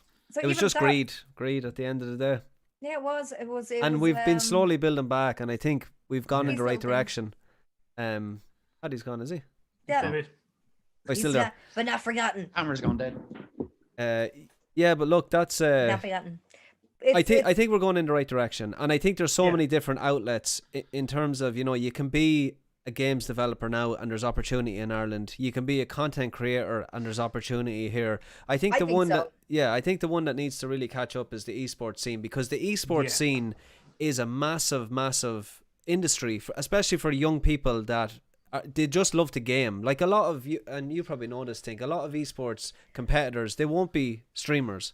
They're not going to definitely stream. not. And, They're like, just these going to are- compete. These are skilled players. These Yeah. are guys that live it in and out. They breed Yeah. the mechanics. They know what way the bullet drop is, like, or whatever they're playing. Yeah. Like they're in it. You know what I mean? These are Yeah. zoned people. But it's very hard to just pull them. Like a lot of people always associate these skilled players, these esports players, as being a content creator first rather than being a skill player first. Like a lot, even if you go back to even Can't these see me at all. lads. Oh, you look like a bleeding angel. I love it. But you see some of these like OG COD players, you know what I mean, who retired and all this other stuff, you know what I mean? Like these are the same mentality. They started off skilled, then they developed the brand, and then they went streaming, and then so on and so Yeah. forth, to really build up the mainstream of it, But it has to start with the people who really want it. You know what I mean? Like that's the reality of it. We would love it, but we need also other people that want it. But there's also the question of where do you set it up? How do you make the brackets? Who's going to shoutcast? Yes, these are all questions that need to be answered, but somebody needs to take up the baton. And I think that's where my heart is. You know what I mean? That's we all sat down and worked together, regardless of whatever. Oh, you have so many followers or whatever. Like at the end of the day, this is a reality of the example. I nearly had 50,000 followers on Mixer, and Mixer's gone. That's it. They don't exist. It's numbers at the end of the day. Exactly. It's numbers at the end of the day. But if you really turn your focus on like, I need people and I need to have memories with, all these other, people I come across in my life. Yeah, Ronan and all these other people, the players of Fortnite. I need to have those people. We need to have them. And it's a case of how do you sound out the horn? How do we get it all started? And I've already suggested a couple of things, mind you, how we could do this, but we need you there. Like, we're not going to be able to. We're not kidnapping the president. We're not. I know you wanted to do that. We can't do that. The old president. The old president. He'll kick our ass. Down in Doonybeg Beach. We can get him tomorrow. Could you do that for me? Could you get Michael? Could you? Could you get Michael? I could take him. I don't know. He was fairly feisty, Paddy. He's fairly feisty. He might bite. I think he bites. Step turtle. But then, like, it really does start. It starts with a couple of people. Like I said ages ago, when I approached you lads, and I said, look, I don't like this competitive BS. I really want everyone to game in Ireland. I am willing to throw myself out there and be like, what is it you need me to help out with? Because I've already done a lot of like networking in places. Like, it's not like I can't talk to some of these connections that you have to build up over these years when you're in this industry. Definitely. And you know what I mean? Like, I want to be there, and I'm not one of these content creators, and mind you, hopefully there's only few of them. There's not loads of them, and no one's a majority like this, thank God. But there is people out there that really hold on to like things like, oh, well, I'm not sharing that information with you because you could just take advantage of whatever, and then I might lose out. Like this BS needs to stop, lads. Come on now, you're all stop it. What I will say about you, think it's fantastic to talk to you after all you went through, and to still have the passion that you have for the gaming scene in general, but in particular the Irish gaming scene. Since I met you, you've always supported what we were doing, what the Irish gaming scene was doing, and you can tell even now you have the exact same passion. Even after going through the Mixer closed down, like, you could have very easily went, you know what, I'll just play games for a hobby and screw it. And I would totally understand somebody doing that, but I do want to commend you for keep pushing on, fighting the good fight. It's great to hear you speak so passionally. Continue to do so. Streamer on Twitch that has 20,000 followers, right? The affiliate link. Yeah, like, I refuse to do it. I refuse to do it. I know a lot of people. That's pretty cool. It's good stuff. It's like I don't need affiliate link. I'm here to play games. That's pure passion. It's great. Like I'm done. I did all that running around on Mixer. Like, don't get me wrong. Like, although people are like, "Hey, we should share play," I had tremendous opportunities given to me because of Mixer that I would never have gotten on Twitch. The reality in the situation. Yeah. The reality, hands down. I don't care what anyone says. At all, right? The opportunities that some of us partners got were very, very rare and would never come across if we would have sat on fucking Twitch. I feel that for myself now, mind you. But after that, like, I've done the whole, like, so many subs, so many whatever the hell, embers at the time, sparks, whatever it was, having your board set up, having your it just felt like a race. I was racing all the time, and I just felt like I was losing that passion that I was doing in the first place. And you could hear it on me as well. It just, like, when I took the retirement and even at that, when you're saying, like, it must have been hard, it was hard, but at the end of the day, it was the community and me friends. That's why I really had to sit down and think about it. I enjoyed it when I started it. I enjoyed connecting with other gamers, especially Irish, especially whoever, especially that, whatever it is. It was always positive that I was making a new connection because I was finding someone else to play with, which is brilliant. You know what I mean? And in the end, when I decided, I sat down with my community and I said, I was like, what do you think? Facebook, YouTube, Paddy was in my face going, YouTube, fucking YouTube. And Twitch. And obviously, I sat there and I thought about it. I said to the guys, and they were like, we would like Twitch. And I was like, I respect you because you've always been there. And I agree with you. I will go to Twitch, even though I had some kind of like, I didn't like Twitch at all. But during the time when Mixer was going down and everything else like that, you could see that, like, although I shunned it for so many years, they have matured a lot in terms of features, looking after how they're doing the same things now. A lot of things have changed, but whatever. But when I sat there and I was like, oh, you have 20,000 followers, you should totally apply for partnership. I went live for one day and cleared it all the way to partnership, right? And I sat there and I went, this is exactly what I don't want to do. I don't want to put myself in a fecking race and look for subs and all that stuff. Like, I get it that if you're doing it for money for your career, totally respect that. This is my path and this is how I see it. I just didn't want to do that. To be fair, you've already done it, so. Exactly. It's already done it, so. I've done the running around and I really sat back and thought about it, and I was like, at the end of the day, if I'm going to be doing this, is going to be for me, lads. You know what I mean? Like, I've already done the running around with the Mixer hoodie and the Beam hoodie and this and this and this and this and this. I've done all that stuff. It's time for Auntie Tinkerbell to get Auntie Tinkerbell's hoodie on and think about Auntie Tinkerbell, because like, you know, that's what's going to boil down I think to. it boils down to since Mixer just goes in the hole, and what do they care about you then? Nothing. Do you know what I mean? That's just the way it is. That's business. That's business, and you know, it is what it is, and that's the way it is. And I'm okay with that. You know what I mean? I'm fine with all that stuff. And there's a new one on the block called Trovo. Oh, stop. Yeah. I got an email from Trovo. I don't care about this. I got an email from Trovo saying, hey, we would love to instant you. And I was like, no, because like that's what really got to me. I was an asset. I was just a value that just brings in the numbers. I was nothing more than that shell. And I was like, nah, my bro.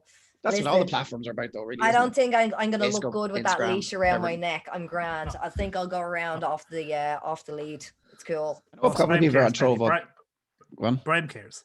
Brian shouldn't be in conversation. I'm telling you right now, Brian gets mentioned more on this podcast. It gets more mentioned on this podcast than anywhere else in the world. Yeah, Brian should be thanking us. Yeah, Brian should be thanking us because we're already fucking. I was so angry when it came out. Before we go down that rabbit hole. Nisha was there. Remember that, Nisha? Good times, lad. Good times.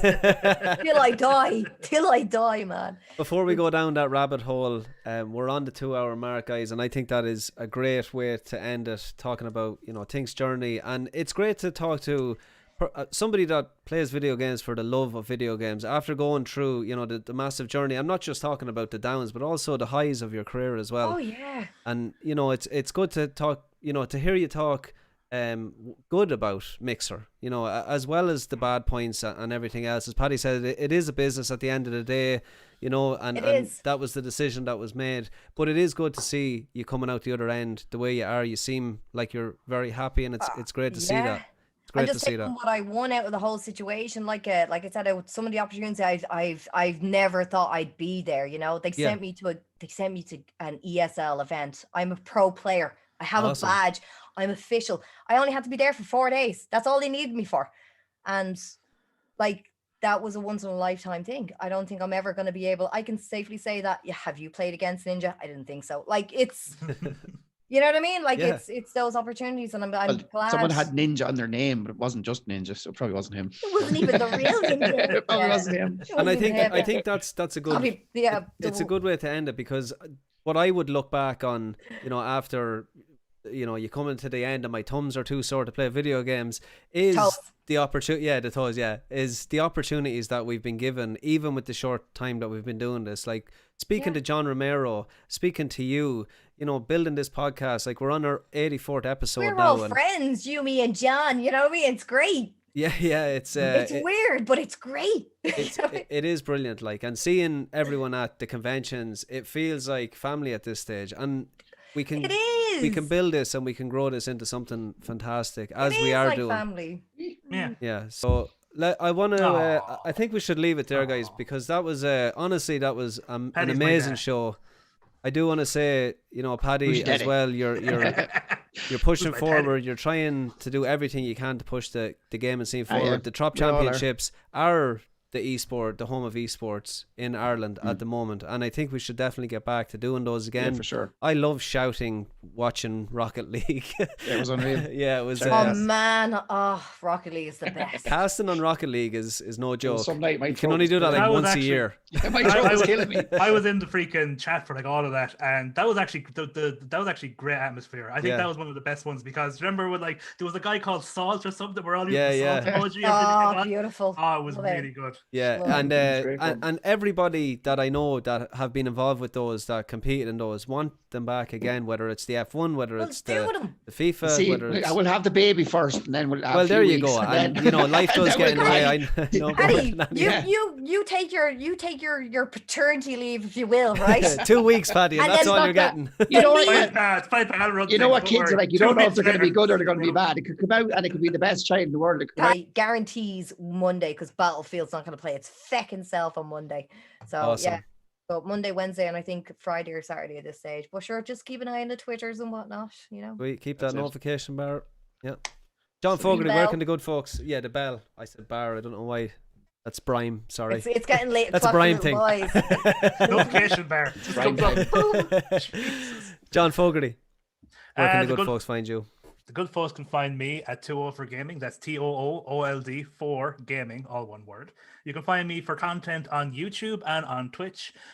Twitch, I am streaming back on a schedule. I'm streaming Tuesdays, Wednesdays, and Fridays at 3 p.m. Irish time. Go on, Ireland. Playing Hitman tomorrow. Hitman 3. Go on, Ireland.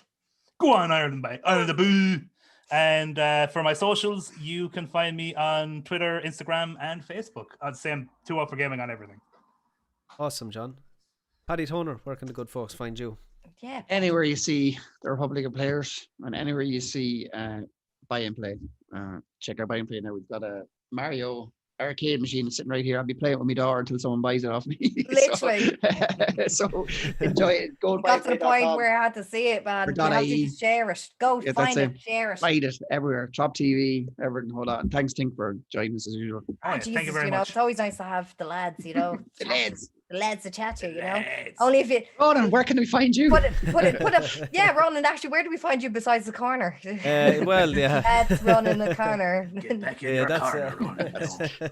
That's my word. I might be there after if I don't get a car this weekend. But you can catch me on the Alpha Fox on Twitch. Again, like Tink, I don't have a schedule. I just stream when I can, and I enjoy doing that. There and the Republic of Players. I like talking with the community over there. But again, I do want to say thank you to Tink for joining us. This was an absolutely awesome show. I mean, we should do it again. Yeah, we should. Yeah.